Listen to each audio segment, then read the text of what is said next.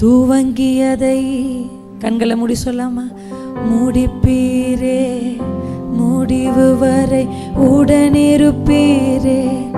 துவங்கியதை முடிப்பீரே, முடிவு வரை உடனிருப்பீரே. தடைகள் வந்தாலும் தரிசனம் நிற்குமே, தாமதமானாலும் அது நன்மையாய் முடியுமே. சொல்லுங்க கைகளை உயர்த்தி. தடைகள் எது வந்தாலும் அப்பா என் மேல வைத்த தரிசனம் நிற்குமே, தாமதமானாலும் அது நன்மையாய் முடியும். ரெண்டு கைகளையும் உயர்த்தி. நீர் நல்லவரே, சர்வ வல்லவரே, உன் கரங்கள் என் ஆதாரமே. நீங்க நல்லவர், நீ நல்லவரே, சர்வ வல்லவரே, உன் கரங்கள் என் ஆதாரமே. வலது கையை இருதயத்தில் வைத்து அப்பா பேசுங்க ஆண்டவரோட. கர்த்தருடைய சத்தத்தை கேட்பதற்கு முன்பாக உங்கள் இருதயம் பக்குவப்படட்டும். அப்பா கிட்ட பேசுங்க. அப்பா, என்னுடைய இருதயத்தை உம்முடைய கரங்களில் ஒப்பு கொடுக்கிறேன். நீர் எதை துவங்கினாலும் அதை முடிப்பீரப்பா. You are the God, you are the Lord. ஆண்டவரே, நாங்கள் ஆராதிக்கிற நல்ல தெய்வம் நீர்தான். ஆண்டவரே, பாதி வழியில் எங்களை கைவிடுகிற தெய்வம் அல்ல. துவங்கியவர் முடிப்பீர். எங்கள் விசுவாசத்தை துவங்கியவர், எங்கள் நம்பிக்கையை துவங்கியவர், எங்கள் வாழ்க்கையை துவங்கியவர். அப்பா, நீர் எங்களை முடிவு வரையிலும் நடத்த உண்மையுள்ளவராய் இருக்கிறீரப்பா. நல்ல விசுவாசத்தோடு அப்பாவிடத்துல பேசுங்க. அப்பா, நாங்க உம்மை முழுவதுமாய் நம்புகிறோம். We trust you Lord, no matter what our situations are. எங்கள் வாழ்க்கையில் எங்கள் சூழ்நிலைகள் எப்படி இருந்தாலும் நாங்கள் உம்மை நம்புவோம், நாங்கள் உம்மை நம்புவோம். தடைகள் வந்தாலும் தரிசனம் நிற்குமே, தாமதமானாலும் அது நன்மையாய் முடியும். நீங்க பாட பாட நன்மைக்கு ஏதுவாய். தடைகள் வந்தாலும் நன்மையாதான் முடியும். என் பிள்ளைகளுடைய எதிர்காலம் நன்மையாய் முடியும். அது நன்மையாய் முடியுமே. நீ நல்லவரே, சர்வ. நீங்க ரொம்ப நல்ல தெய்வம் அப்பா. ஆதாரமே, நீர் நல்லவரே. ஷிதரகமரலலே சவா விலஹலலே செரலதரா. நீங்க நல்லவர், நீ நல்ல ரிமரே திரலோ. நன்மைக்கு ஏதுவாய் காரியங்களை கர்த்தர் திருப்புவீராக. துரோகங்கள், மனித துரோகங்கள் நன்மைக்கு ஏதுவாய் திருப்பப்படட்டும்.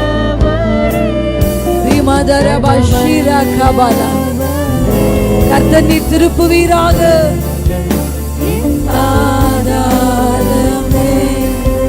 கைகள் அப்படியே உயர்த்தி பாடுங்க. அல்லேலூயா, ஓசன்னா, உம்மை உயர்த்துகிறோம். அல்லே. நல்ல வாய்களை திறந்து விடுதலையா பாடுங்க. ஓரதரவாஷே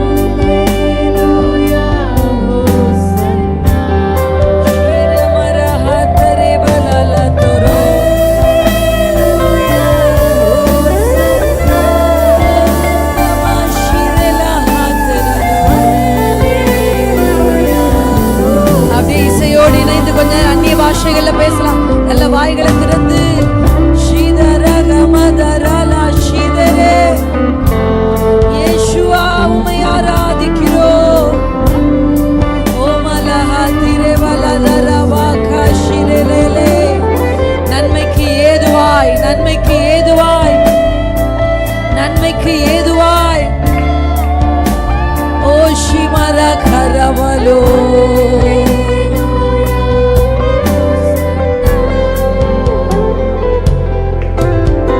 ரிகமதரலா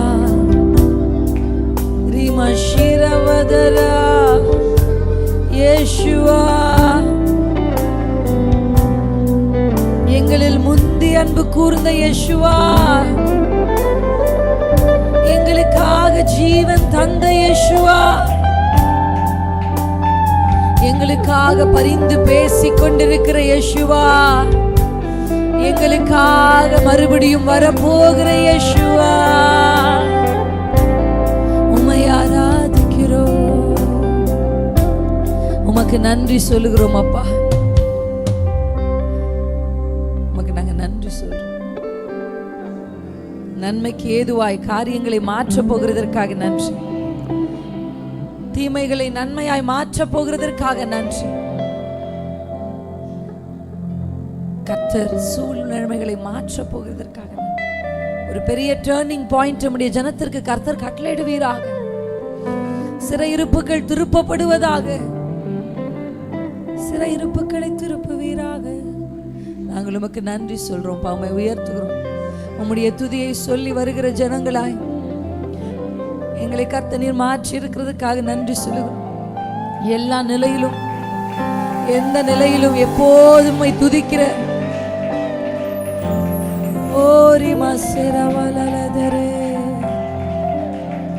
துதியின் ஆடை எங்களுக்கு போர்த்தப்பட்டிருக்கிறதற்காக நன்றி.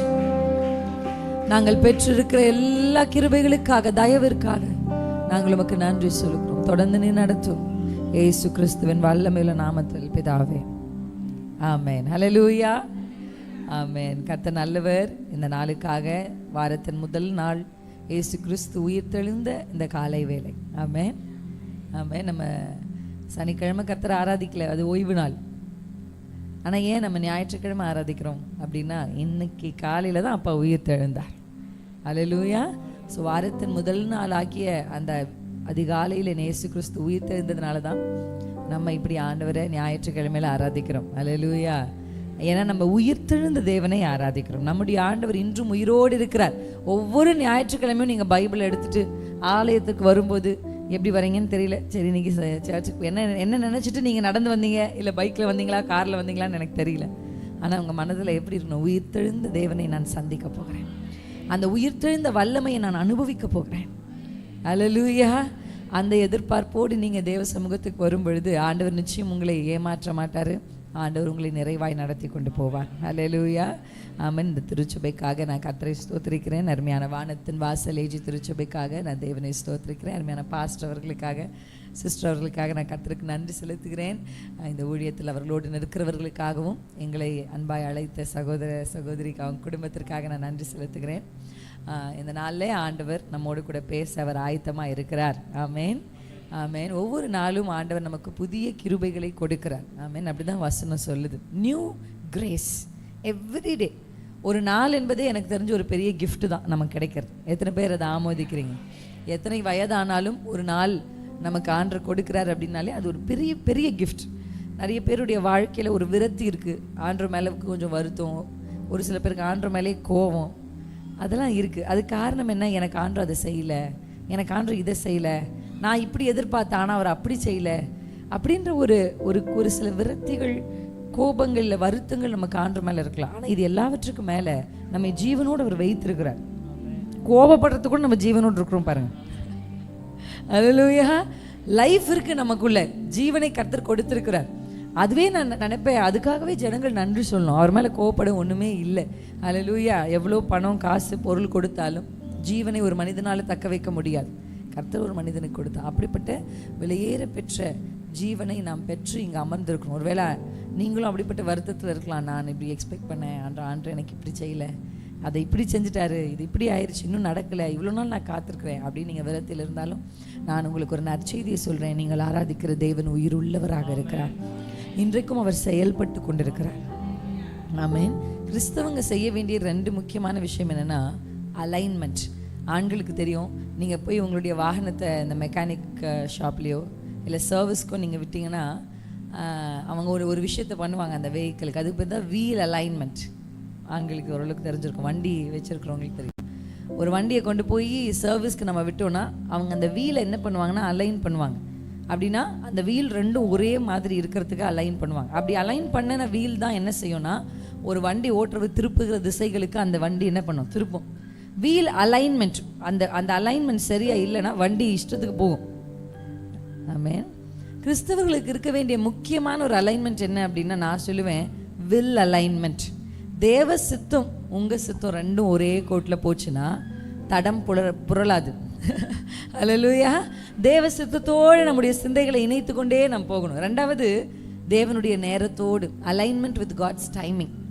அப்போ தேவனுடைய நேரம் உங்கள் வாழ்க்கையிலே சரியா, இது அப்பாவோட நேரம், இதுதான் அவருடைய நேரம் அப்படின்ற புரிதல் உங்களுக்கு இருக்கும் பொழுது உங்கள் வாழ்க்கையில் விரத்தி இருக்கவே இருக்காது. ஆமென். நான் உங்களுக்கு ஒரு அற்புதமான வசனத்தை முதலாவது காண்பிக்க விரும்புகிறேன்.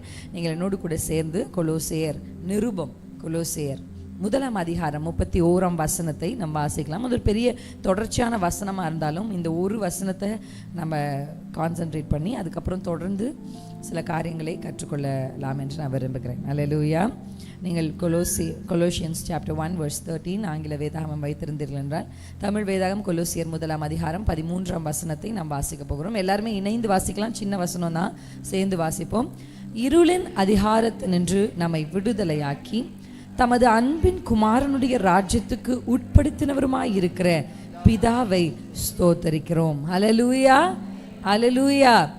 நாம் தேவனை ஸ்தோத்தரிக்கிறோம். அது எதற்காக செய்கிறாங்க அப்படின்னா ஒரு டிரான்ஸ்ஃபர் நடந்திருக்கிறத இங்கே பார்க்குறோம். ஒரு டிரான்ஸ்ஃபர் எங்கிருந்து அப்படின்னா இந்த பக்கம் இருளின் அதிகாரம், அதிலிருந்து கர்த்தர் நம்மளை என்ன செய்திருக்கிறார் என்று சொன்னால் விடுதலை ஆக்கியிருக்கிறார். அல்லேலூயா, அல்லேலூயா. ஆமென். நான் இங்கிருந்து இங்கிலாந்து போகணுன்னா இந்தியாவை விடணும், அப்போ தான் இங்கிலாந்து போக முடியும். கரெக்டாக இல்லைங்களா? இல்லை, நான் இங்கிலாண்டில் ஒரு கால் வைப்பேன், இந்தியாவில் ஒரு கால் வைப்பேன்னா முடியுமா? சில விஷயங்களை விட்டால் தான் சில விஷயங்களை பெற்றுக்கொள்ள முடியும். எத்தனை பேர் ஆமென் என்று என்னோட ஆமதிக்கிறீர்கள்? இருளின் அதிகாரத்திலிருந்து விடுதலையாக்கப்பட்டால் தான் எங்கே போக முடியும்? குமாரனுடைய ராஜ்யத்திற்கு போக முடியும். அல்லேலூயா.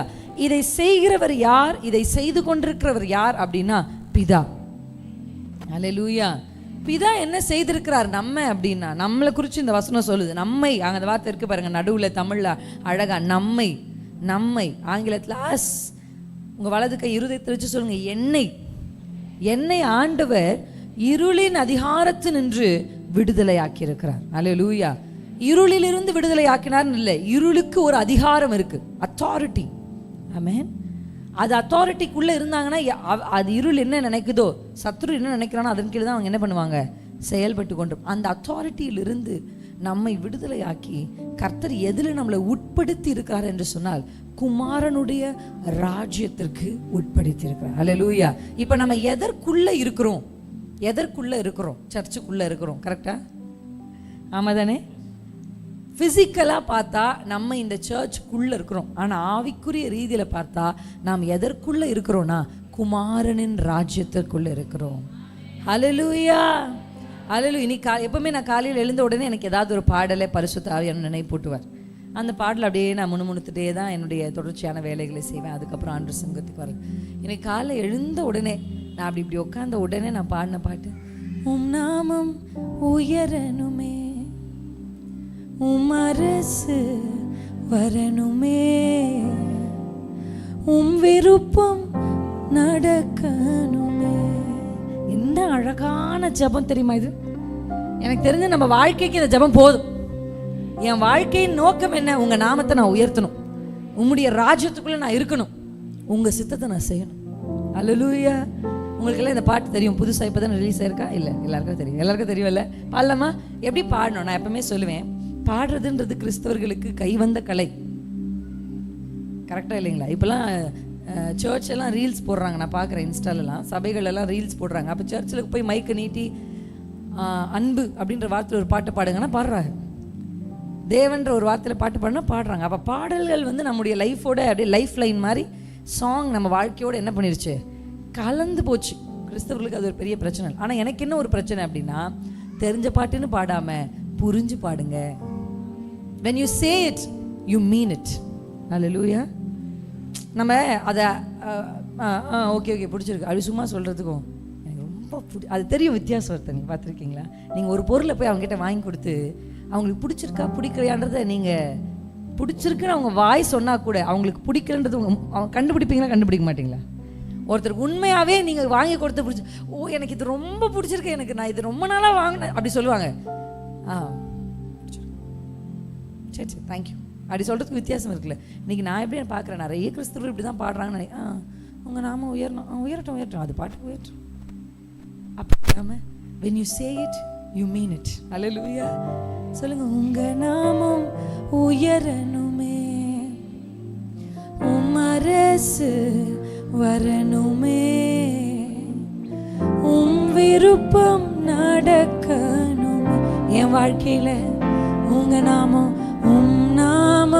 உயர என் மூலமாக உம் அரசு வரணுமே,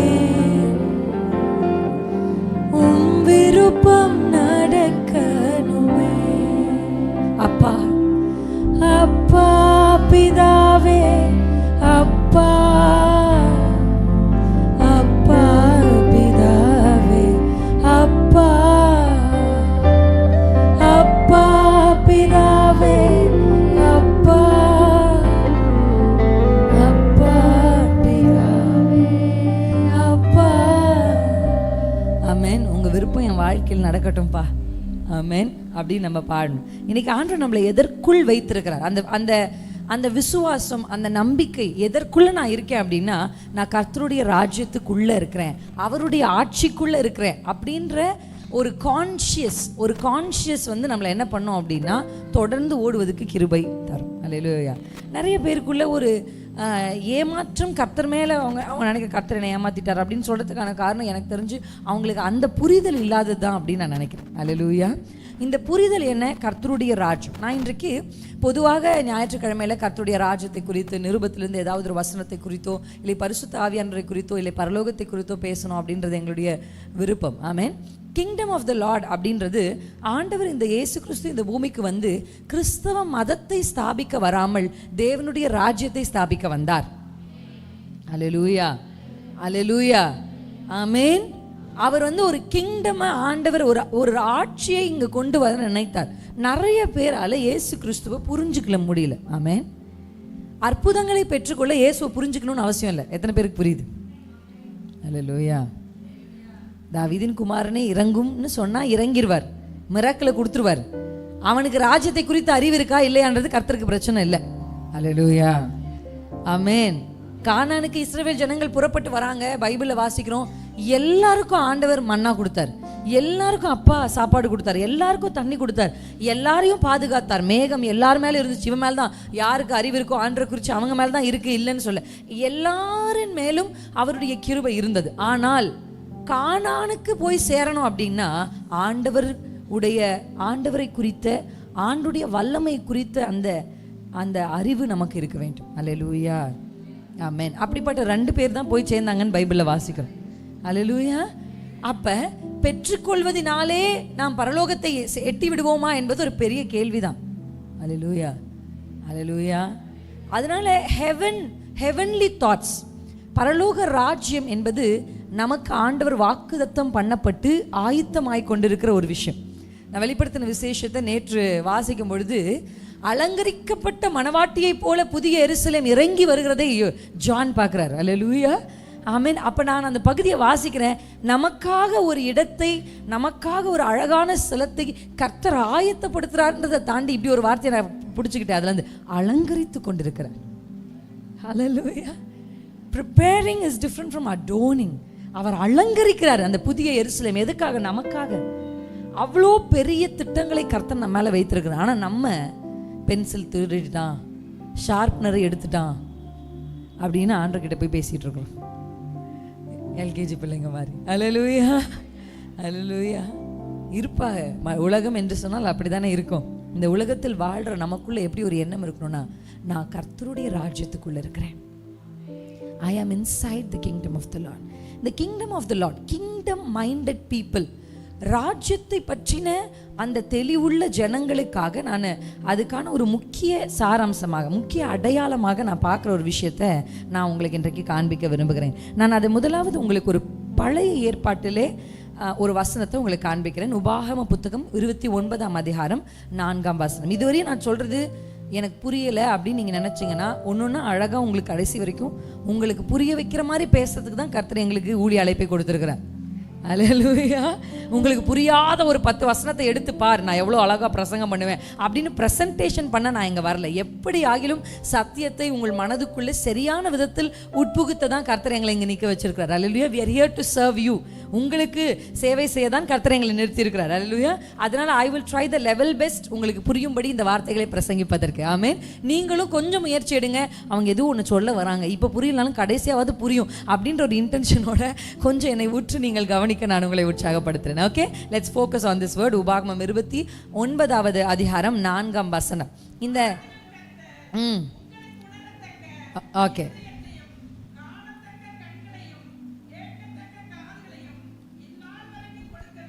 அதற்கு முந்தைய 3 வசனங்களும் நம்ம வாசிக்க போகிறோம். வாசிக்கலாமா?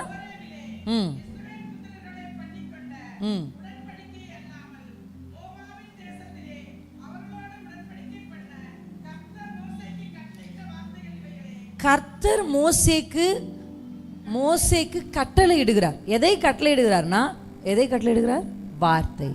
அல்லேலூயா. நான் சொல்கிறேன், ஒரு ஊழியக்காரியா நீங்கள் என்ன சகோதரியா நினச்சிக்கோங்க. நான் ஒரு ஊழியக்காரியா உங்களுக்கு சொல்கிறேன், ஒரு கிறிஸ்தவ சமுதாயத்துக்கு நான் சொல்லுகிற ஆலோசனை, வார்த்தையை பிடித்துக்கொள். Please please, word of God, கர்த்தருடைய வார்த்தை உங்கள் ஃபேமிலியில் வேர்டு ரொம்ப ஸ்ட்ராங்காக இருக்கணும். உங்கள் கிறிஸ்தவ வாழ்க்கை நீங்கள் இந்த வார்த்தையை பிடிச்சுக்கிட்டீங்கன்னா எதுவும் உங்களை அசைக்காது. அல்லேலூயா. எனக்கு அந்த பாட்டு தெரியல, ஆனால் அந்த பாடல பிரதர் கிப்சன் துரையானுடைய பெரும் புயல் என் வாழ்வில் வந்தும் அசையாமல் நிற்கிறேன். அப்புறம் எப்படி வரும்? பெருமழைகள் தாண்டி தாண்டி மீண்டும் மிதக்கிறேன்.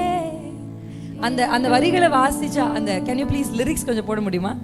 அப்போ அந்த லிரிக்ஸ் பார்த்து நம்ம பாடுவோம். நான் உங்களுக்கு சொல்லித்தரேன் அது எப்படி, எதுக்காக நான் இதை சொல்கிறேன். எவ்வளவு சேலஞ்சஸ் வந்தாலும் அந்த வரிகள் எப்படி சொல்லுதுன்னா, I am again rising up, நான் மறுபடியும் எழுறேன். அல்லேலூயா. ஆமென். விழுந்தவனை தாங்க, விழத்தள்ளப்பட்டவனை தூக்கி தான் கர்த்தர் விடுறார். அல்லேலூயா. எவ்வளவு போராட்டம் வந்தாலும் ஒரு மனிதன் மறுபடியும் எழும்பி பேசுகிற உங்களுக்கு பிரச்சனையே இல்லையா சிஸ்டர்? பேசுகிற உங்களுக்கு ஆண்டவர் மேலே டென்ஷன் வராதா? பேசுகிற நீங்கள் வருத்தம் வராதா? யார் என்ன பேசுன கல்லான மனசு ஊழியக்கார கர்த்தர் கொடுத்துருக்காரு. விழுவோம், சோர்ந்து போவோம், கண்ணீர் வடிப்போம், ஆனால் மறுபடியும் எழுந்து நின்றுடும். இது எப்படி நடக்குது, எப்படி உங்களால் முடியுது அப்படின்னு கேட்டா வசனம் தான், கர்த்தர் சொன்ன வார்த்தை. கர்த்தர் எதை கட்டளையிட்டார்? அற்புதங்கள் அடையாளங்கள் இஸ்ரவேல் ஜனங்களுக்கு நிறைய செஞ்சார் ஆண்டவர். கொஞ்சம் நெஞ்சம் இல்லை, 40 வருஷம். வசனம் சொல்லுது, ஆண்டவர் உங்களை இடுப்புல வச்சுட்டு சுமந்துட்டு வந்தார்ப்பான்னு சொல்றேன். ஹல்லேலூயா. எப்படி இடுப்புல வச்சு சுமக்கிறதுனா யாரை வச்சு சுமப்போம்? ஒரு குழந்தைய சுமக்கிற மாதிரி என் அப்பா உன்னை சுமந்துட்டு வந்தார், மறந்துட்டியா அப்படின்னு இஸ்ரவேல் ஜனங்களை கேட்குறாங்க. ஹல்லேலூயா. ஆனால் மோசே இப்போ கிளம்புற டைம், உபாகமம் 29 அந்த அதிகாரங்களுக்கெல்லாம் வந்துட்டிங்கன்னா, கடைசி அதிகாரம் உபாகம் கடைசி அதிகாரத்துக்கு நீங்கள் வரும்போது மோசே கிளம்புறார். அவள் தான் அவர் கர்த்தர் கொடுத்த வேலைகள்லாம் செய்து முடிச்சுட்டு போகிறார். இப்போ லாஸ்ட் டைமில், can you just present that lyrics? அப்போ லாஸ்ட் மொமெண்ட் ஆஃப் த லைஃப்பில் அவர் பேச போகிற வார்த்தை இதுதான். அவரை ஆண்டருக்கு என்ன சொல்கிறாருன்னா, சில வார்த்தைகளை கொடுத்து கட்டளை கொடுக்குறார். அல்லேலூயா. அற்புதங்களின் அஸ்திவாரத்தின் மேலே கிறிஸ்தவ வாழ்க்கை கட்டி அமைக்கப்படக்கூடாது. அல்லேலூயா. வசனம் என்கிற அஸ்திவாரத்தின் மேலே நீங்கள் கட்டி எழுப்பப்படும். அல்லேலூயா. அல்லேலூயா. எத்தனை பேர் நம்புறீங்க? அப்படி நீங்க கட்டி எழுப்பி நிற்க வைக்கப்பட்டீர்கள் என்று சொன்னால் உங்களை அசைக்க ஒன்றுமே முடியாது. அல்லேலூயா. இந்த முழு உலகமே உங்களுக்கு எதிர்த்து நின்னாலும் நீங்க அப்படியே தைரியமா நிற்பீங்க. தாவீது எழுதுறார், ரொம்ப அழகா எழுதுறார் தாவீது. ஒரு சேனையே எதிராக வந்தாலும், சேனையே ஒரு பாளையமே எழும்பி வந்தா கூட நான் உமக்குள்ள நிற்பேன். ஏன் இந்த தைரியம் அவருக்கு வந்ததுன்னா, he is having that courage, the boldness. எது மேலே அப்படின்னா, அவர் கர்த்தரை உறுதியாக. கிறிஸ்தவ சமுதாயத்துக்கு நான் சொல்கிறேன், நிறைய பேர் தேவனை விட்டு தூரம் போகிறத நான் பார்க்குறேன். எனக்கு வருத்தமாக இருக்குது. நிறைய பேர் கர்த்தரோட ஜெபத்துலையோ அவரோட அந்த ரிலேஷன்ஷிப்பில் இல்லாத நான் பார்க்குறேன். அது எனக்கு ரொம்ப வருத்தமாக இருக்குது ஒரு ஊழியக்காரியா. ஏன்னா அதில் வருத்தப்படுறேன்னா, ஒரு சின்ன எதிர்மறையான காரியம் நடந்தாலும் ஆண்டவர் மேலே கோச்சிக்கிற அந்த காரியங்களை விட்டு அப்பா கிட்ட நீங்கள் போய் எது நடந்தாலும் அல்லேலூயா பாடலாமா? கடும் ஓகே ஓகே பாடலாமா? ஜீசஸ் தரவலஷி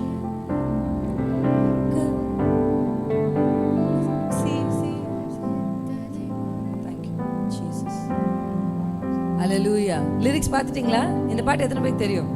ஏன்னா நான் இது வரைக்கும் சர்வீஸ்ல பாடினதே இல்லை. இந்த பாட்டு ஃபர்ஸ்ட் டைம் பாட போறேன். I used to listen to this song but I have never felt like singing, but the spirit of the Lord is Bala. மீண்டும் மிதக்கிறேன் என் கப்பலின் அடித்தட்டில் என் இயேசு இருக்கிறார். கடும் புயலின் வாழ்வில் வந்தும் கலங்காமல் கடக்கிறேன். பெரும் இடிகள் வாழ்வில் விழுந்தும் அசையாமல் நிற்கிறேன். பெரும் கடைகள் தாண்டி தாண்டி மீண்டும் மிதக்கிறேன். என் கப்பலின் அடித்தட்டில் என் இயேசு இருக்கிறார். மறுபடியும் பாடலாமா? கடும் புயலின் வாழ்வில் வந்தும் கலங்காமல் கடக்கிறேன். பெரும் இடிகள் வாழ்வில் விழுந்தும் அசையாமல் நிற்கிறேன். பெரும் தடைகள் தாண்டி தாண்டி மீண்டும் மிதக்கிறேன். என் கப்பலின் அடித்தட்டில் என் இயேசு இருக்கிறாரா? இருக்கிறாரா? அல்லேலூயா. எத்தனை பேர் நம்புறீங்க? இருக்கிறார். அல்லேலூயா. அவர் இருக்கிறதுனால எதற்கும் அவர், ஏன்னா அவர் பேர் என்ன சொல்லுங்க? அவர் பேர் என்ன? நமக்கு எல்லாருக்கும் தெரியும், இயேசு. கரெக்டா இல்லைங்களா? நம்ம ஆராதிக்கிற தேவனுக்கு பெயர் என்னங்க? இயேசு. இயேசு. ஆனா இந்த இயேசு எப்ப மரியாள் வயிற்றுக்குள்ள தான் புதுசா வராரா இந்த உலகத்துக்கு? இல்ல, இவர் ஆதியிலே இருந்தார். ஆதியிலே இருந்தார். கரெக்டா இல்லையா? ஆதியிலே இயேசுக்கு என்ன பெயர்? மரியாளின் வயிற்றிலிருந்து வெளிப்பட்ட இயேசுக்கு தான் இயேசுன்னு பெயர். புரியுதா உங்களுக்கு? கரெக்டா இல்லைங்களா? மரியாளின் வயிற்றிலிருந்து வெளியே வர்றதுனால, உலகத்தை ரட்சிக்க போறதுனால அவருக்கு ஒரு பெயர் கொடுத்தாங்க, அது இயேசு. ஆனா மரியாளின் கர்ப்பத்துக்குள்ளிருந்து இயேசு வெளிப்படுவதற்கு முன்பாகவே அவர் இருந்தார். அப்ப அவருக்கு என்ன பெயர்னா வார்த்தை. அப்ப நம்ம ஆண்டவருடைய பேரே வார்த்தை தான். ஹல்லேலூயா. உங்க கப்பலின் அடித்தட்டில் வார்த்தை இருக்கணும். உங்களுக்குள்ள உங்க கூட வார்த்தை இருக்கணும். கர்த்தர் கட்டளை கொடுக்கிறார், வேர்டு. அவனை கான்சென்ட்ரேட் பண்ண சொல்லு. நீ கிளம்பிடுவே. மோசையே சில பேர் பார்த்துட்டு இருப்பாரு. மோசையே போயிட்டாரு, அப்புறம் நம்ம என்ன வாங்க எல்லாம் திரும்பி போயிடுவோம். மனுஷனை பார்க்காதீங்க. எந்த ஊழியக்காரர், நான் சொல்லுவேன், ஊழியக்காரர்களை கனப்படுத்துங்கள், கொண்டாடாதீங்க. ஹல்லேலூயா. Don't celebrate servant of God. Honour them. Honour பண்ணுங்க. ஒரு பெரியவங்க இருக்காங்களா, ஹானர் பண்ணுங்க. உங்க வீட்டில் ஒரு முதியவர் இருக்காங்களா, அவங்களை கனப்படுத்துங்க. ஆனா கொண்டாடாதீங்க. கொண்டாட்டம் இல்லை செலிப்ரேஷன், அப்படி இல்லைன்னா வணக்கம், இதெல்லாம் ஆண்டவருக்குரியது. ஒரு மனிதனை நீங்கள் பிடித்து கொண்டீர்கள் சொன்னால் அவர்கள் இடறி விழும்பொழுது நம்மை திரும்பி போகிறதுக்கு ஏதுவாக இருக்கு. ஆனால் வார்த்தையை பிடிச்சுக்கோனா, அந்த வார்த்தையை சொன்னவங்க கூட இடறி போயிடலாம். வார்த்தையை பிடிச்சு கொண்டவங்க இடற மாட்டான். ஹல்லேலூயா. அதனால வேர்டு, அவர்களுக்கு ஆண்டவர் வேர்டை சொல்றார். என்ன 2வது வசனத்தை வாசிக்கலாமா? எதை குறித்து அவர் சொல்லி கொண்டிருக்கிறார்? டியூட்ரானமி, உபாகமம் 29:2.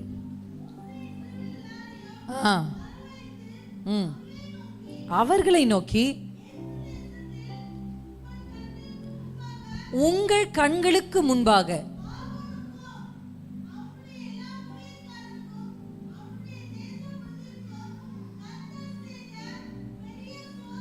பெரிய சோதனைகள், பெரிய அடையாளங்கள், அற்புதங்களையும் கண்ணார கண்டீர்களே. இப்ப நான் முன்னாடி படிச்ச 4ஆம் வசனத்தை சும்மா படிக்கிறதை விட இப்ப படிச்சா உங்களுக்கு புரியும். நீங்க கண்ணால பார்த்தீங்க, வெட்டுக்கிளிகள் பறந்து வந்து பட்சிக்கிறத பார்த்தீங்க, தண்ணீர் ரத்தமாகிறத பார்த்தீங்க. தலைச்சன் பிள்ளைகள் சங்கரிக்கப்படுறத பார்த்தீங்க. செங்கடல் பிளந்து எகிப்தியர் அழிகிறத நீங்க பார்த்தீங்க. பிரபலமான ராஜாக்களை கர்த்தர் அழித்ததை பார்த்தீங்க. ஹல்லேலூயா. கண்மலையிலிருந்து தண்ணீர் வந்ததை பார்த்தீங்க. வானத்திலிருந்து மன்னா வந்து எல்லாம் வச்சு நீங்க கண்ணார கண்டீங்கப்பா. ஆகிலும், அடுத்த வார்த்தை அப்படித்தானே இருக்கு, ஆகிலும். இது எல்லாம் நீங்க மாம்ச கண்கள்ல பார்த்தீங்க. ஆகிலும்ன்ற வார்த்தை தான் இங்க அப்படியே ஒரு யூட்டர்ன் அடிக்குது. உங்களுக்கு எல்லாமே தெரியும்பா, ஆனா இங்க பாரு, திரும்பி வா. ஆகிலும் கர்த்தர் உங்களுக்கு உணரத்தக்க இருதயத்தையும், கர்த்தர் உங்களுக்கு உணரத்தக்க இருதயத்தையும், காணத்தக்க கண்களையும், கேட்கத்தக்க காதுகளையும் இந்நாள் வரைக்கும் கொடுக்கலப்பா. எனக்கு இந்த வசனத்தை படிக்கும் போது உங்களுக்கு இல்லைன்னு சொல்லியிருக்கலாம். இல்லை, உங்களுக்கு காண்ற கண் இல்லைப்பா, கேட்குற காது இல்லைப்பா. அற்புத அடையாளங்களை தாண்டி ஒரு விஷயத்தை கர்த்தர் உங்களுக்கு காமிக்கணும்னு நினச்சிருக்காரு. உங்களுக்கு புரியுது நான் சொல்கிறேன்? எத்தனை பேருக்கு புரியுது நான் சொல்ல வரேன்? மன்னாவை தாண்டின, தண்ணீரை தாண்டின, அற்புதங்கள் அடையாளங்களை தாண்டின ஒரு விஷயத்தை இஸ்ரவேல் ஜனங்களுக்கு காண்பிக்கணும், அவங்க காதுகளில் சொல்லணும், அவங்க மனசு உணரணும்னு பிதா ஏங்கி இருக்கிறார். அல்லேலூயா. ஆனால் அது அவர்களுக்கு கொடுக்கப்படல. இது எழுத்து, இது பேசிட்டு இருக்கிற மோசே. ஆனால் அப்படியே நீங்கள் வந்தீங்கன்னா ஒரு மனுஷனை பார்ப்போம் புதிய ஏற்பாட்டில். இதை அப்படியே கம்பேர் பண்ணி உங்களுக்கு நான் சொல்ல விரும்புகிறேன். புதிய ஏற்பாட்டில் ஒரு மனிதனை நான் உங்களுக்கு காண்பிக்கிறேன். அங்கே மோசே பேசினார், கொடுக்கலப்பா, உங்களுக்கு கொடுக்கல அப்படின்றத பேசினார். ஆனால் புதிய ஏற்பாட்டுக்கு வரும்பொழுது நீங்கள் எபேசியர் 1 அதிகாரத்துக்கு நேராக என்னோடு கூட வாங்க. ஹல்லேலூயா.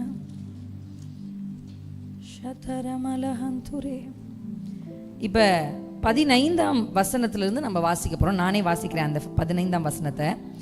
ஆனபடியினாலே கர்த்தராகிய இயேசுவின் மேலுள்ள உங்கள் விசுவாசத்தையும் பரிசுத்தவான்கள் எல்லாரும் மேலுள்ள உங்கள் அன்பையும் குறித்து நான் கேள்விப்படுறேன். இந்த எபேசு திருச்சபையினுடைய ஃபெய்த், அவங்களுக்கு ஆண்டவர் மேலே இருக்கிற விசுவாசமும் அவங்க பரிசுத்தவான்களின் மேல் வைத்திருக்கிற அன்பையும் பவுல் என்ன செய்கிறாருன்னா கேள்விப்படுறார். கேள்விப்பட்ட உடனே அவங்களுக்கு என்ன செய்கிறாரு, உங்களுக்காக நான் ஸ்தோத்திரம் பண்ணுறேன்.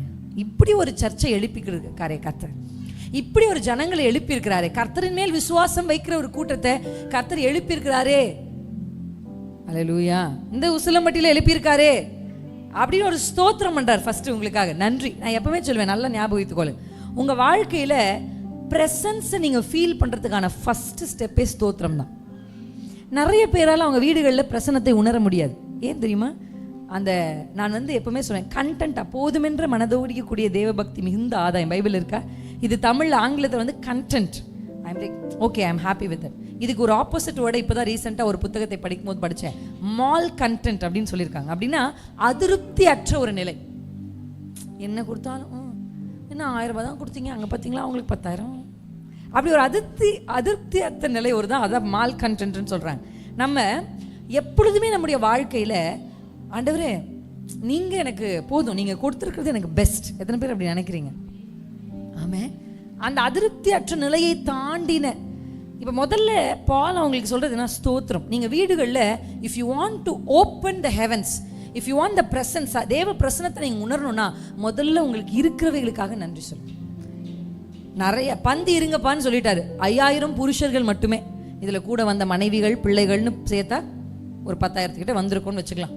ஏறத்தாழ பந்தி இருக்க சொல்லிட்டாரு அப்பா. எல்லாரும் போய் உட்காந்துட்டு வெயிட் பண்ணுறாங்க, என்ன வரப்போகுது அப்படின்னு. நீங்கள் பைபிளை வாசிங்க. அந்த அப்பத்தையும் அந்த மீனையும் இயேசு எடுத்து அதை தூக்கி பிடித்து ஜெபம் பண்ணல, ஸ்தோத்திரம் பண்ணார். ஸ்தோத்திரத்தினால் கிருபை பெருகுது இல்லை, ஸ்தோத்திரத்தினால் அப்பம் கூட பெருகுது, ஸ்தோத்திரத்தினால் மீன் கூட பெருகும். அல்லேலூயா. நான் சொல்லுவேன், உங்கள் வாழ்க்கையில் நீங்கள் சந்திக்கிற எந்த சவாலோ அதை தூக்கி பிடிச்சி இதுக்காக ஸ்தோத்திரம். என் பிள்ளை நான் நினச்ச மாதிரி இல்லைப்பா, ஆனாலும் உயர்த்தி பிடித்து என் பிள்ளைக்காக நான் ஸ்தோத்திரம் பண்ணுறேன்.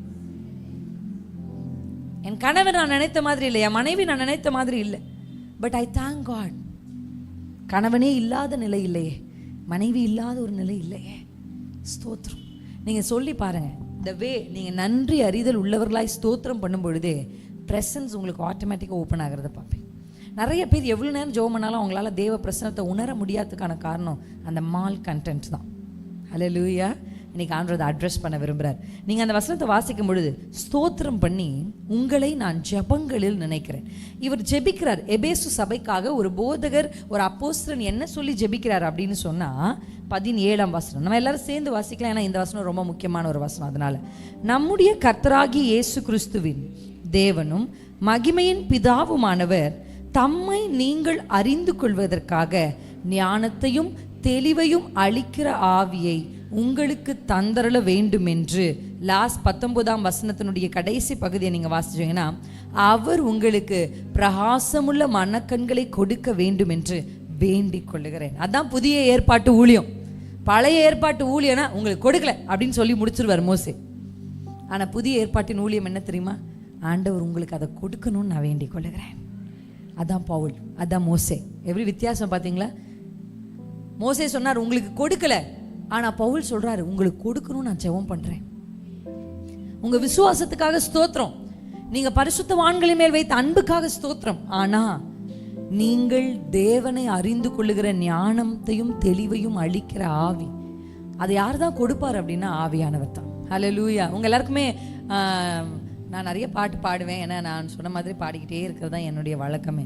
நம்ம எல்லாருக்குமே தெரியும், ஆவியானவரே அன்பின் ஆவியானவரே வல்ல ஆவியானவரே தெளிவின் ஆவியானவரே மகிமையின் ஆவியானவரே அன்பின் ஆவியானவரே வல்ல ஆவியானவரே தெளிவின் ஆவியானவரே. ஆவியானவரை இந்த பாடலை ஜோசப் ஆல்ரன் எழுதும் போது எப்படி எழுதியிருக்காருன்னா, அவர் உங்களுக்கு பயத்தின் ஆவியை கொடாமல் அன்பு அன்பு அந்த ஆவியானவர் தெளிந்த புத்தி. ஏன் இந்த தெளிந்த புத்தி எப்படி வரும்னா, ஆவியானவர் தான் ஒருத்தர் கொடுக்க முடியும்னு நான் நம்புறேன். ஹல்லேலூயா. நீங்கள் பார்த்துருக்கீங்களா? ஒரு சில பெண்கள்லாம் பார்த்தீங்கன்னா அந்த அம்மா கிட்ட போய் கேட்டிங்கன்னா, இத்தனை பேர் சாப்பாட்டுக்கு இவ்வளோ அரிசி போடணும்னு கரெக்டாக சொல்லுவாங்க. அந்த அம்மா உலக பிரகாரமான விஷயத்த அந்த அம்மா கிட்ட கேட்டிங்கன்னா, எந்த கடையில் என்ன காயை வாங்கணும், எந்த மளிகை கடையில் எதை வாங்கணும் அப்படியெல்லாம் கேட்டால் அந்த அம்மா கரெக்டாக சொல்லுவாங்க. அக்கா சொன்னால் கரெக்டாக இருக்கும் அப்படின்னு அந்த அக்காவுக்கு ஒரு பேர் இருக்கும். பார்த்துருக்கீங்களா? அப்படிப்பட்ட அக்காக்களை அவங்க சொன்னால் கரெக்டாக இருக்கும். ஒரு சில ஐயாக்கள் இருப்பாங்க, எந்த ஆலோசனை அவங்க வீட்டில் எதுனாலும், அவங்க ஊர்லேயோ இல்லை அவங்க எல்லைகளோனா அந்த ஐயா கிட்ட தான் வருவாங்க. ஐயா சொன்னால் கரெக்டாக இருக்கும், ஐயா சொன்னால் கரெக்டாக இருக்கும். இந்த ஞானத்தை அவர் எப்படி பெற்றிருப்பார்? அவருடைய அனுபவத்தின் வழியாக எங்கேயோ ஒன்று கற்றிருப்பார். ஆனால் ஆவிக்குரிய ஞானம் என்பது கற்றுக்கொள்ளவோ பெற்றுக்கொள்ளவோ முடியாது. அதை பரிசுத்த ஆவியானவர் தான் தர முடியும். ஹல்லேலூயா, ஹல்லேலூயா, ஆமென். தீமோத்தேயு கிட்ட பவுல் சொல்லும்போது ஒரு வார்த்தை சொல்வார், உன் வாலிபத்தை குறித்து உன்னை ஒருத்தரும் அசட்டை பண்ணக்கூடாது, அதனால நீ ரொம்ப ஜாக்கிரதையா இருக்கு. ஏன் தீமோத்தேயு கிட்ட பவுல் அந்த வார்த்தை எழுதுறாரு? ஏன் நீ உன்னுடைய ஏன்னா நீ ஒரு வாலிபன்னு, ஏன்னா இப்போ அவர் வந்து ஒரு சர்ச்சுக்கு ஒரு பாஸ்டர் ஆகிறார். தீமோத்தி ஒரு சின்ன பையன், நான் தான் பாஸ்டர் அப்படின்னு சொன்னா ஜனங்க என்ன பண்ண மாட்டாங்க, உடனே ஏற்றுக்கொள்ள மாட்டாங்க. பவுலை கூட எல்லாரும் ஏற்றுக்கொண்டாங்கன்னா, இப்போ பவுலை கொண்டாடுறோம், அப்போ கூட பவுலை ஏற்றுக்கொள்ள. ஏன்னா பவுல் பார்க்கறதுக்கு வேத வல்லுநர்கள் சொல்றாங்க அவர் கொஞ்சம் ஷார்ட்டா இருப்பாராம், பார்க்கறதுக்கு ஒரு லீடர் மாதிரியோ இல்லை 4 பேர் நடத்துற மாதிரியோ இருக்க மாட்டாராம். அதனால பவுலை ஒரு சில பேர் என்ன பண்ணாங்கன்னா அசட்டை பண்ணினார்கள். அல்லேலூயா. இப்போ மட்டும் ஊழியர்களை அசட்டை பண்ணல, அப்புறந்தே ஏதாவது ஒரு காரணத்தை கண்டுபிடிச்சி அசட்டை பண்ணுவாங்க போல இருக்கு. அல்லேலூயா. ஏதாவது ஒன்று கண்டுபிடிச்சுப்பா, நீ குள்ளமாக இருக்க, நான் ஏன் உன் பின்னாடி வரணும், நீ சின்ன பயலாக இருக்க, நான் ஏன் நீ சொல்கிறத கேட்கணும், இப்படி ஏதாவது ஒரு காரணத்தை கண்டுபிடிச்சி ஜனங்கள் என்ன பண்ணிகிட்டே இருந்திருக்காங்க, சொல்கிற பேச்சு கேட்க மாட்டேன் அப்படின்னு சொல்லியிருக்காங்க. அப்போ தீமோத்தி கிட்ட பவுல் எழுதும் போது சொல்கிறாரு, நீ ஒரு வாலிபனாக இருக்கிறதுனால உன்னை people will take it granted. நீ சின்ன பையன் தானே, நீ சின்ன பையன் தானே அப்படின்னு உன்னை என்ன பண்ணுவாங்கன்னா, உன் வயதை காண்பித்து உன்னை என்ன பண்ணுவாங்க, அசட்டை பண்ணுவாங்க. ஆனா நீ ஜாக்கிரதையாரு, நீ தெளிந்த புத்தி உள்ளவனாயிரு. அல்லேலூயா. இன்னைக்கு நான் சபைக்கு சொல்ற விஷயம் என்னன்னா, இந்த ஞானம் இந்த தெளிவு திருச்சபையில் இருக்கிற ஜனங்களுக்கு இருக்க வேண்டும். அல்லேலூயா. the wisdom. ஒருவன் ஞானத்தில் குறைவுள்ளவனா இருந்தால் கண்டிப்பா +2 பசங்களுக்கு தானே ஜெபம் பண்ணீங்க இந்த வசனத்தை வச்சு. 10வது படிச்சா 12வது படிச்சு உங்ககிட்ட யாராவது தலையை கொடுத்தா முதல்ல நீங்க இதுதான் சொல்வீங்க. கரெக்டா இல்லையா? ஞானம் என்பது it is not for education. அல்லேலூயா. நிறைய பேர் ஞானம் அப்படின்னு எங்க வசனம் வந்தாலும் அதை வாலிபர் பிள்ளைகளுக்கும் அதை படிக்கிற பிள்ளைகளுக்கும் இந்தாப்பா இந்த வசனம் எல்லாம் உனக்குப்பா அப்படின்னு கொடுத்துட்டு நாங்கள்லாம் ரொம்ப ஞானமாக தான்ப்பா இருக்கோம், நீங்கள் தான் படிக்கிற பசங்க ஞானம் இல்லாமல் இருக்கீங்க அப்படின்ற மாதிரி பெரியவங்க அப்படியே வழுவி போகிறத நான் பார்க்குறேன். ஞானம் என்பதும் அறிவு என்பதற்கும் வித்தியாசம் இருக்குது. அல்லேலூயா. 3 வார்த்தை இருக்குது, அதுதான் அது பைபிள்லேயே இருக்குது ஆக்சுவலி. அண்டர்ஸ்டாண்டிங், புரிதல். அல்லேலூயா. புத்தி, அண்டர்ஸ்டாண்டிங், அறிவு, புத்தி, அறிவு, ஞானம். அல்லேலூயா.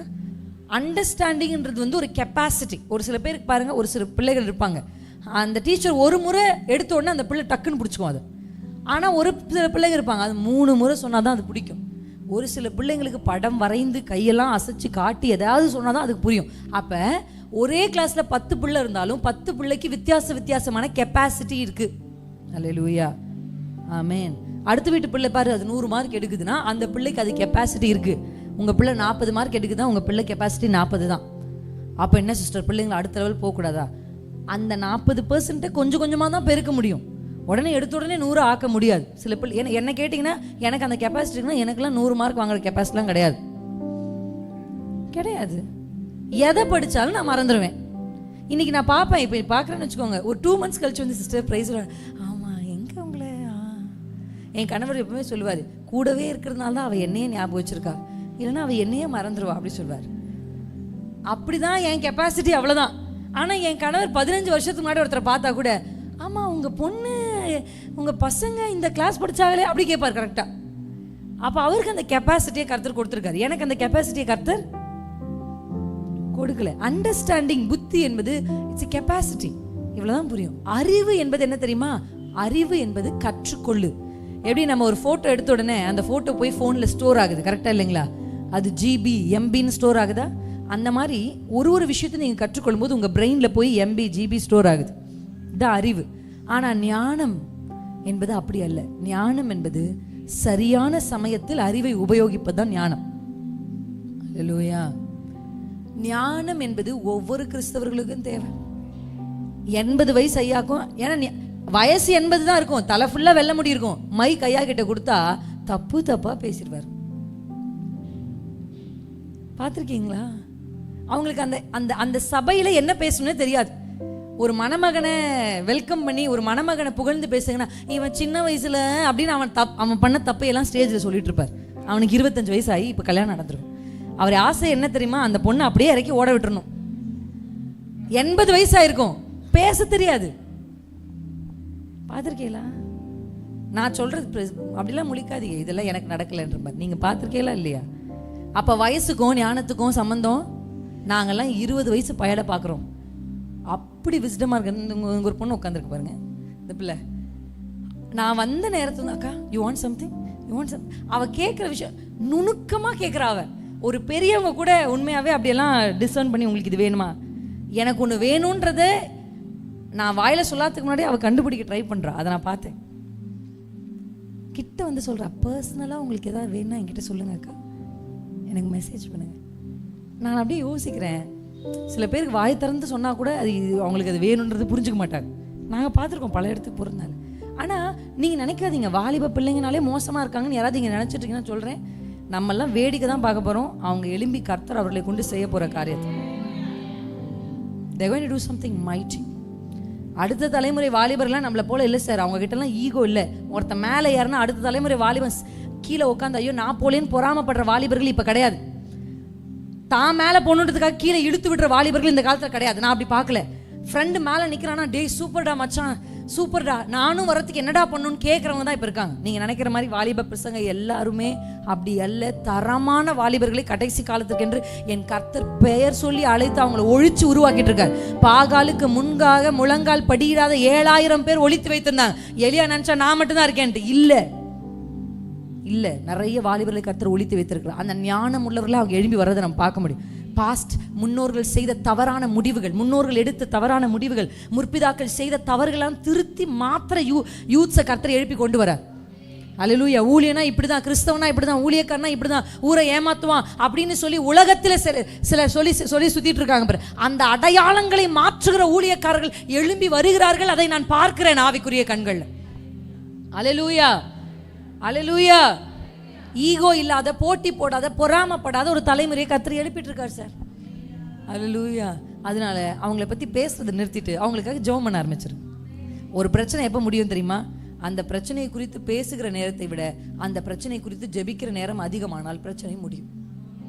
எழுதி வச்சுக்கோங்க. பிரின்சிஸ்டர் சொன்னேன், 1 மணி நேரம் பேசுறீங்க அக்காவும் தங்கச்சியும் உட்காந்துரு அந்த பிரச்சனையை. எத்தனை மணி நேரம் ஜெபம் பண்ணீங்க அக்கா தங்கச்சி? 5 நிமிஷம் கூட ஜெபிச்சிருக்க மாட்டாங்க. இதுதான் ஞானம். இந்த சமயம் பேசுகிற நேரம் அல்ல, இது மௌனமா இருக்கிற நேரம் அல்ல. எஸ்தரும் அவங்க வீட்டில் இருந்த தாதிமார்களும் உட்காந்து பேசிக்கிட்டு இல்ல, 3 நாள் உபவாசிக்கிறாங்க. ஹல்லேலூயா. சூழல்களை கர்த்தர் மாற்றுகிறார். கிங்டம் மைண்டட் பீப்புள், அவங்களுக்கு காண்கிற கண்கள் இருக்கும், உணர்கிற இருதயம் இருக்கும், கேட்கிற செவிகள் இருக்கும். இது யாருக்கு இல்லைன்னா இஸ்ரவேல் ஜனங்களுக்கு இல்லை. மோசே உங்களுக்கு இல்லப்பா அப்படின்னு சொன்னார். ஆனா பவுல் சொல்றார், உங்களுக்கு இருக்கணும்னு நான் ஜெபிக்கிறேன்ப்பா. அதான் புதிய ஏற்பாட்டு ஊழியக்காரன். அல்லேலூயா. அதான் புது உடன்படிக்கையின் ஊழியக்காரன். எழுத்து கொள்ளும் ஆவியோ உயிர்ப்பிக்கும். ஒரு ஆவிக்குரிய ஊழியக்காரன் என்ன சொல்றானா, அது கொடுக்கப்படலை, ஆனா நான் ஜெபிக்கிறேன், உங்களுக்கு அது வேணும். நீங்க 1 கொரிந்தியர் எடுத்து பாருங்க, 2ஆம் அதிகாரம். நமக்கு தெரிந்த ஒரு வசனம் தான். Thank you Jesus.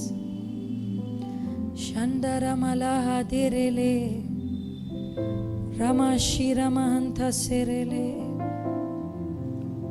9ஆம் வசனத்திலிருந்து எழுதி இருக்கிறபடி தேவன் தம்மில் அன்பு கூறுகிறவர்களுக்கு ஆயத்தம் பண்ணினவைகளை கண் காணவும் இல்லை, காது கேட்கவும் இல்லை, அவைகள் மனுஷனுடைய இருதயத்தில் தோன்றவும் இல்லை.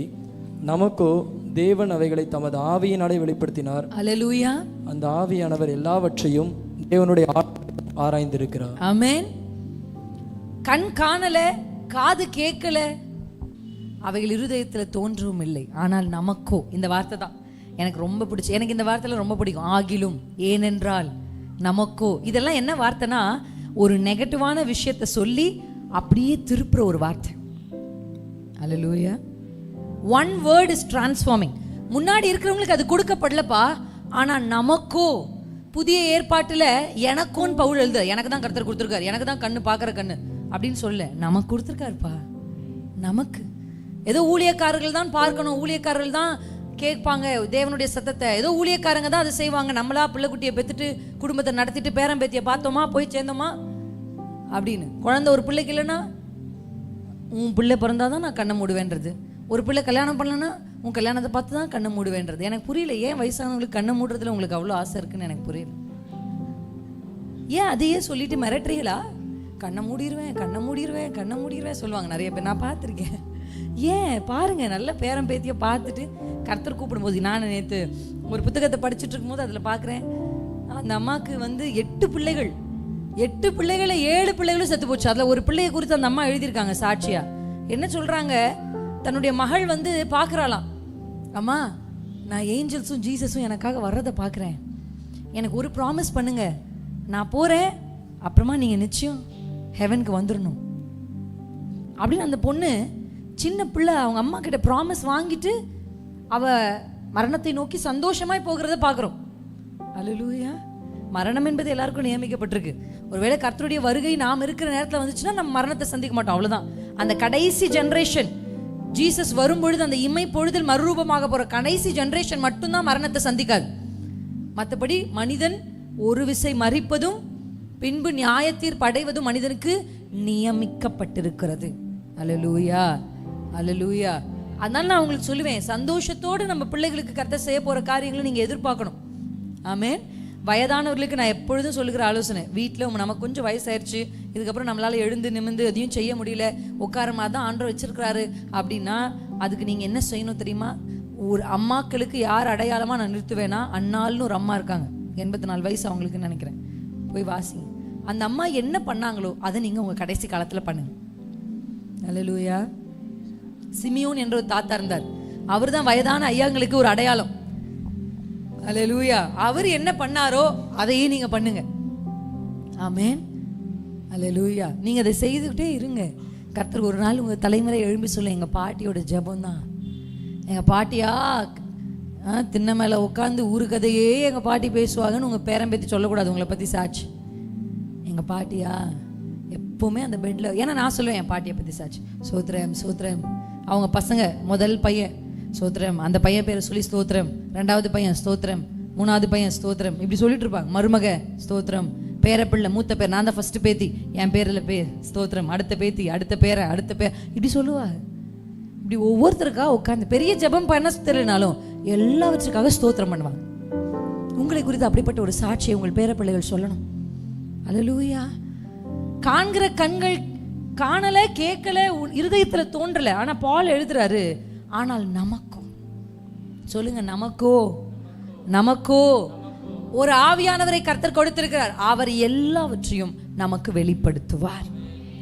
இந்த வெளிப்பாட்டை தான் நான் வெளிச்சம்னு சொல்ல விரும்புறேன். இப்ப நான் உங்களுக்கு கோட் பண்ண ஃபர்ஸ்ட் வசனத்துக்கு வரேன். இருளின் அதிகாரத்து நின்று நம்மை கர்த்தர் எங்க கொண்டு வந்திருக்கார்? குமாருடைய ராஜ்யத்திற்கு. அல்லேலூயா. இருளில் இருந்து வெளிச்சத்திற்கு கர்த்தர் நம்மை வரவழைத்திருக்கிறார். வெளிச்சமுள்ள வாழ்க்கை என்பது என்னன்னா வெளிப்பாடுகள் உள்ள வாழ்க்கை. அல்லேலூயா. வெளிச்சத்தோட இப்ப நாங்க நேத்து முந்தா நேத்தெல்லாம் எங்க இருந்தோம்னா கொடைக்கானல்ல இருந்தோம்.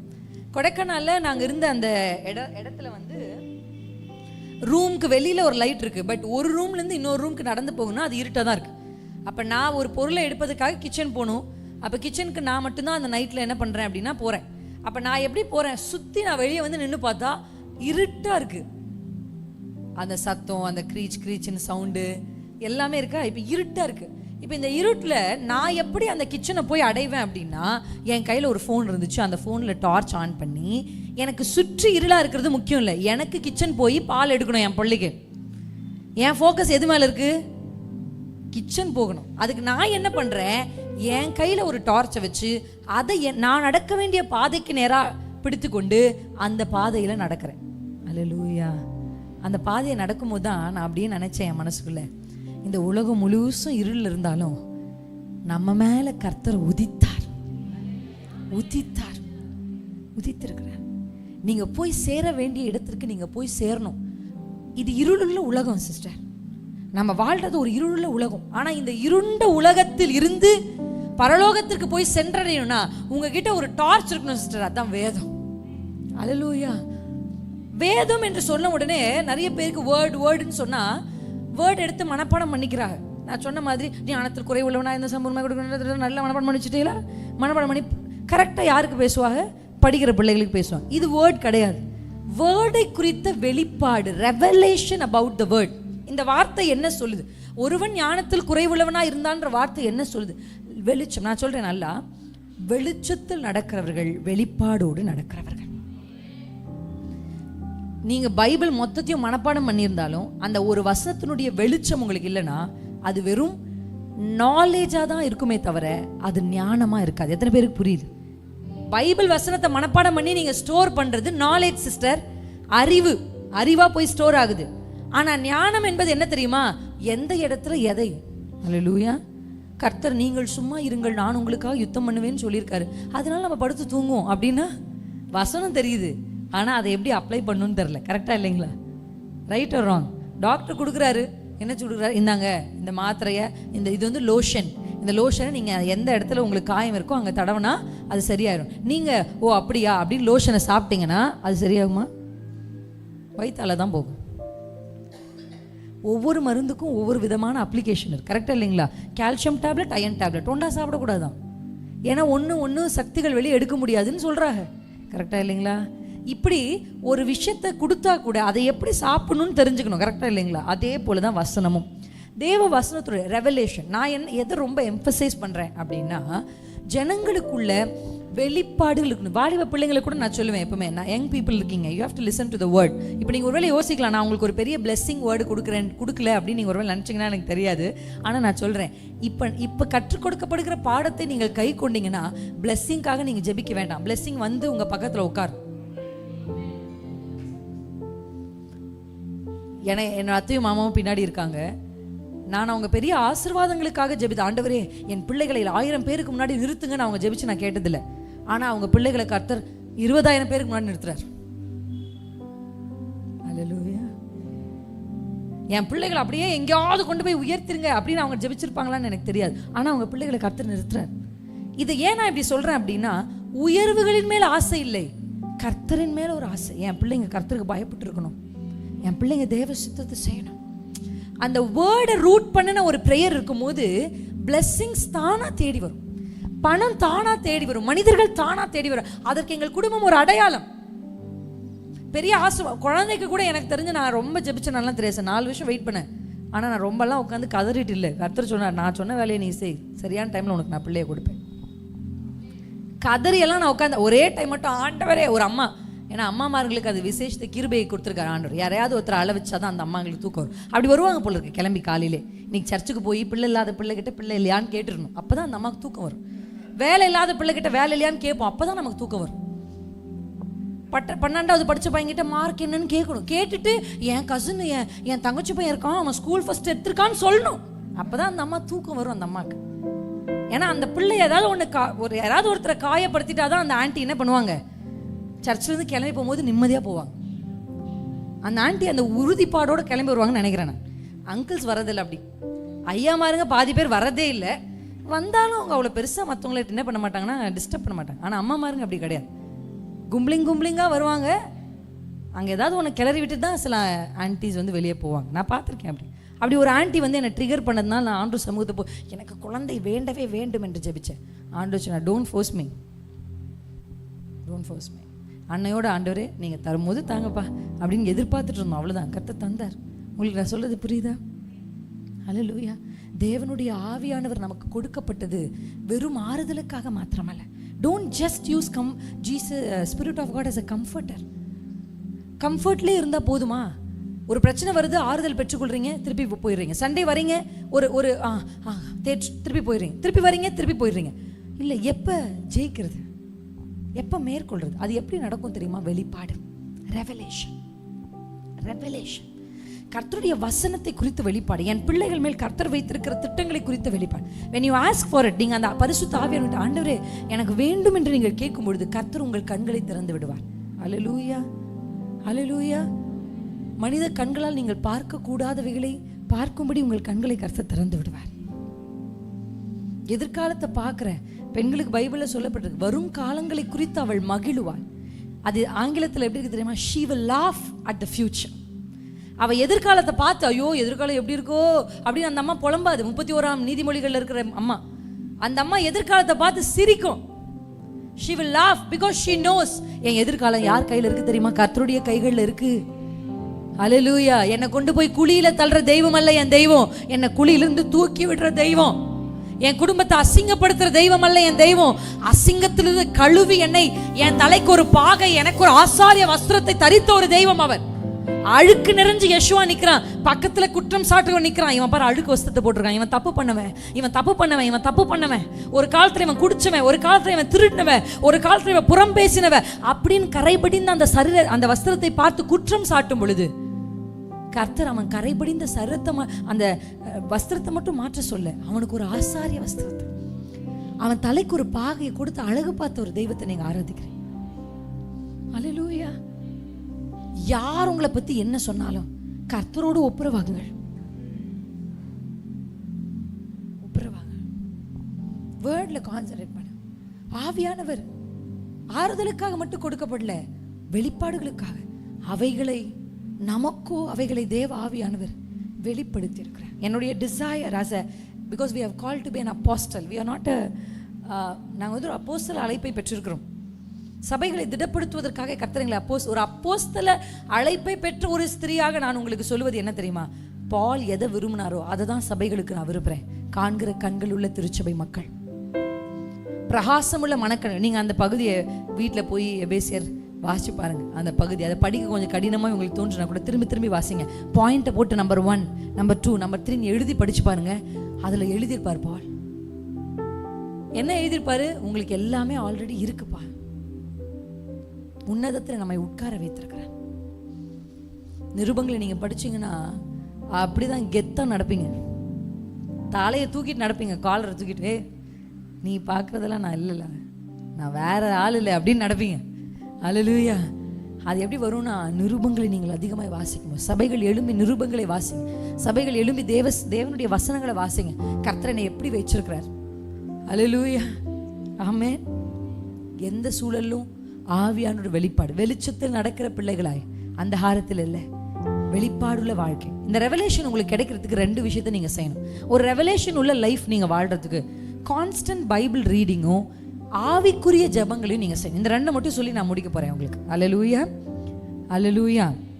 நீங்கள் சபைகளுக்கு வருகிறது, சபைகளுக்கு கொடுக்கிறது, சபைகளுக்காக உழைக்கிறது, இது எல்லாமே வெரி இம்பார்ட்டன்ட். கம்யூனிட்டி ரொம்ப ரொம்ப இம்பார்ட்டன்ட். ஆனா பர்சனலா நீங்க பாருங்க, காலேபும் யோசுவாவும் தான் போனாங்க, கரெக்டா இல்லைங்களா? காலேபுக்கு ஒன்று விட்டு சகோதரன், காலேபு கூட இருந்த கசின், அப்படியெல்லாம் யாரும் உள்ள போல. ஏன்னா அவனுக்கு கண்ணு தெரியல, காது கேட்கல, அவன் மனசு உணர்வடைகிற மனசா இல்லை, அப்படின்னா அவன் வர முடியாது. அல்லேலூயா. ஒரு சில பேர் சொல்லி எங்க பாஸ்டர் காலை பிடிச்சே நாங்கள் பரலோகத்துக்கு போயிடுறோம்னு சொல்லுவாங்க. சாரி, பாஸ்டர் காலை பிடிச்சி போக முடியாது, அப்படி வாய்ப்பு இல்லை. பாஸ்டர் தான் போவார். ஏன்னா அவர் தான் தனியாக ஜெபிக்கிறார், அவர் தான் வேதத்தை வாசிக்கிறார். ஸோ அவர் தான் போக முடியும். அப்போ நம்ம என்ன செய்யணும் இந்த கானானை பெற்றுக்கொள்வதற்கு அப்படின்னா, ஒரு ரெகுலர் பைபிள் ரீடிங், அதாவது பைபிள் ரீடிங்கை தாண்டி வேத தியானம் உங்கள் வாழ்க்கையின் முறையாக. எத்தனை பேருக்கு இங்கே எழுத படிக்க தெரியும்? கொஞ்சம் எனக்காக கை உயர்த்துங்க, சங்கடப்படாமல். எழுத படிக்க பாருங்க, எவ்வளோ பேருக்கு ஆண்டவர் அந்த எழுத படிக்க கிருபைகளை கொடுத்துருக்கிறார். எத்தனை பேர் வீட்டில் நீங்கள் வேதத்தை தியானிச்ச நோட்டு வச்சுருக்கீங்க? பாஸ்டர் சொன்னதை எழுதி வச்ச நோட் கிடையாது, அது அவரோடது. அவர் அதுக்காக முட்டி முட்டி ஜெபம் பண்ணி, அது பாஸ்டர் அம்மாகிட்ட கேளுங்க, பிரசங்க ஆயத்தம் பண்ணுறதுக்கு ஊழியக்காரங்க என்ன கஷ்டப்படுறாங்க, பிரசவ வேதனை தான். அது இல்லை, பாஸ்டர் சொன்னதை டிக்கெட்டு டிக்கெட்டுன்னு எழுதி வச்ச நோட்ஸ் இல்லை. உங்ககிட்ட ஆண்டவர் சொன்னதை நீங்கள் எழுதி வச்சுருக்கீங்களா? வச்சுருக்கீங்களா? ஒரு பகுதி எடுத்து படித்து அதை குறித்து எழுதி வச்சுருக்காங்க. நான் கொடைக்கானலில் இருந்தேன் சார், ஷூட் தான் சார் போயிருந்தோம். ஆனால் கோராகின் குடும்பத்தை குறித்து நான் தியானிச்சு வச்சுருக்கேன். அல்லேலூயா. அங்கிருந்து என்னாகும் புத்தகத்திலேருந்து தியானிச்சுட்டே வந்தேன், 4ஆம் புத்தகம் வரையும் தியானிச்சிருக்கிறேன்.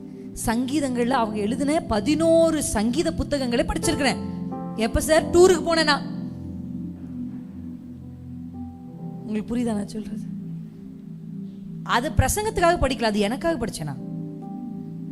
இல்லைன்னா நான் எனக்கு உங்களுக்கு அதை நான் பிரசங்கிச்சிடணும், அதை பற்றி நான் பிரசங்கிக்கிறேன். அது எனக்காக நான் படித்தேன்.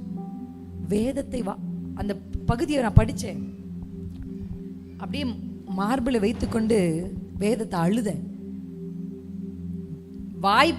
பூமி பிளந்து அந்த மனுஷன் உள்ள போயிட்டான். அந்த மனுஷனுக்கு உண்டான பொருட்களை கூட கர்த்தர் என்ன பண்ணிட்டாரு? விழுங்கிருச்சு, உள்ள போயிடுச்சு, பூமி விழுங்கிருச்சு. ஆனா அவன் பிள்ளைகளும் சாகவில்லை, பைபிள் ரெக்கார்ட் பண்ணுது. ஆனா வெறும் அந்த பிள்ளைகளை சாவிலிருந்து காப்பாத்தின தெய்வம் மாத்திரம் இல்ல, அந்த பிள்ளைகளை பாடகர்களா, they are the prominent singers in the church. கர்த்தர் மாத்தினார் அவங்களை. நம்ம எல்லாருக்குமே தெரியும்ல, சாமுவேல் என்கிற முதல் தீர்க்கதரிசி அஃபீஷியல், அவர் யார் தெரியுமா? கோராகினுடைய வம்சத்துல வந்தவர் தான். எல்கானா எந்த சந்ததி சார்? நம்ம அவர் எப்ராயிம் அப்படின்னு நாங்கள் ஃபர்ஸ்ட் வசனத்தில் வந்ததுனால நம்ம அவர் எப்ராயிம் நினச்சிட்டோம். அவர் எப்ராயிம் எல்லைகளுக்குள்ள வாழ்ந்தவர்னால எப்ராயிம்னு போட்டிருக்காங்க எல்கானாவை பற்றி. ஆனால் சாமுவேல் எந்த வம்சத்தை சார்ந்தவர்னா, மோசேக்கு விரோதமாக எழுமின அந்த கோராகினுடைய தலைமுறையில் வரதான் முதல். யோசிச்சு பாருங்க அந்த கிருபையை பார்த்தீங்களா? அப்படியே சாமுவேல் கோராகினுடைய தலைமுறையில் வந்தாருன்றத 1 நாளாகமும் ஐ திங்க் 6ஆம் அதிகாரம் அதை அப்படியே படித்து கண்ணில் தண்ணியோட என் மார்பில் வச்சுட்டு நான் அழுதேன். எதை நினைச்சு தெரியுமா? என்ன அன்பு இந்த ஆண்டவருக்கு, என்ன அன்பு. அவன் உன்னை காப்பாத்திட்டேன், உன் அப்பன் செஞ்ச தப்புக்கு உன்னை காப்பாத்துறதே பெரிய விஷயம்டா போடா அப்படின்னு அவன் தலைமுறை அனுப்பல சார். அவன் கர்த்தர் பட்சத்தில் நின்றதுனால அவன் தலைமுறையில தீர்க்கதரிசி எழுப்பினார், அவன் தலைமுறையில ஆசாரன் எழுப்பினார். தாவீதின் நாட்கள்ல அவன் தலைமுறையில பராக்கிரமசாலிகள் வந்திருக்காங்க. எவ்வளோ நல்ல தெய்வம் தெரியுமா? பிதாவை சில பேர் ஒரு வில்லன் மாதிரி சொல்றாங்க, எனக்கு தெரியல. என் பிதா எவ்வளோ நல்ல தெய்வம் தெரியுமா? இந்த பைபிளை வாசிக்க எனக்கு அவர் மேல லவ் கூடுது சார். லவ் கூடு. வாசிங்க. ஆண்களுக்கெல்லாம் நான் ரொம்ப தாழ்மைக்கு, பெண்களுக்காவது சமைக்கணும், வீட்டை கூட்டணும், இது பண்ணி எவ்வளோ வேலை செய்கிறாங்க. நீங்கள் யோசிச்சு பார்த்துருக்கீங்களா எனக்கு தெரியல. ஆண்கள் எத்தனை பேர் அதை அப்சர்வ் பண்ணியிருக்கீங்க? காலையில் எழுந்தது அந்த அம்மா உங்களுக்கு டீ போட ஆரம்பிப்பாங்க. ஒவ்வொன்றா அந்த அம்மாவுக்கு நிறைய வேலை இருக்குது பெண்களுக்கு. ஆனால் உங்களுக்கு அப்படி இல்லை சார். நீங்கள் வேலைக்கு போயிட்டு வந்தால் கூட ஈவினிங்கில் உங்களுக்கு ஒரு டைம் கிடைக்கும். இந்த பைபிளை நான் சொல்வேன், இந்த பைபிளை தூக்கிட்டு ஒரு நோட்டு பெண்ணை தூக்கிட்டு ஃபாதர் அப்பாவோட ஜெபத்தோட்ட ஜெயகீதங்களை தூக்கிட்டு எங்கேயாவது போங்க சார். பெண்கள்லாம் எங்கேயாவது போக முடியாது, பக்கத்திலே போக முடியாது. ஆனால் உங்களுக்கு அப்படி இல்லை. எங்கேயாவது போங்க, தனியாக ரூம் போங்க, ரூம்ல போய் பைபிளை திறந்து வைங்க, பாட்டை திறந்து வைங்க, பாடுங்க, எழுதுங்க. கர்த்தர் சொன்ன தியானி. ஒரு மனுஷன் கர்த்தருடைய வேதத்தில் பிரியமாயிருந்து இரவும் பகலும் அவருடைய வேதத்தில் தியானமா இருக்கிற மனுஷன் பாக்கியவான். அவன் செய்யறது எல்லாமே வாய்க்கும். பிசினஸ் சக்சஸ் ஆகணுமா, பைபிளை தூக்கிட்டு எங்கேயாவது போய் 1 மணி நேரம் படிங்க சார், எழுதுங்க சார், துதிங்க சார்.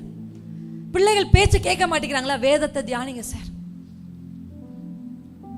நிறைய பேர் பிள்ளைகளுக்காக உங்களால் 1 மணி நேரம் அழுறீங்கல்ல, அந்த அழுகையை நிறுத்திட்டு 1 மணி நேரம் பைபிளை வாசிங்க, 1 மணி நேரம் கர்த்தரை துதிங்க, 1 மணி நேரம் பைபிளை தியானிச்சு எழுதுங்க. எழுத படிக்க கர்த்தர் நமக்கு கிருபை கொடுத்திருக்காரு. இந்திய தேசத்துல இப்படி கர்த்தர் உயர்த்திருக்காரு நம்மளை எழுத படிக்கிறவர்களாக. எத்தனை பேருக்கு புரியுது? ஃபர்ஸ்ட் சீக்ரெட் கிங்டம் மென்டாலிட்டி வரதுக்கான முதல் விஷயம் என்ன தெரியுமா? நீங்கள் வேதத்தை நேசித்து அதை வாசித்து அதை தியானிக்க ஆரம்பிக்கணும்.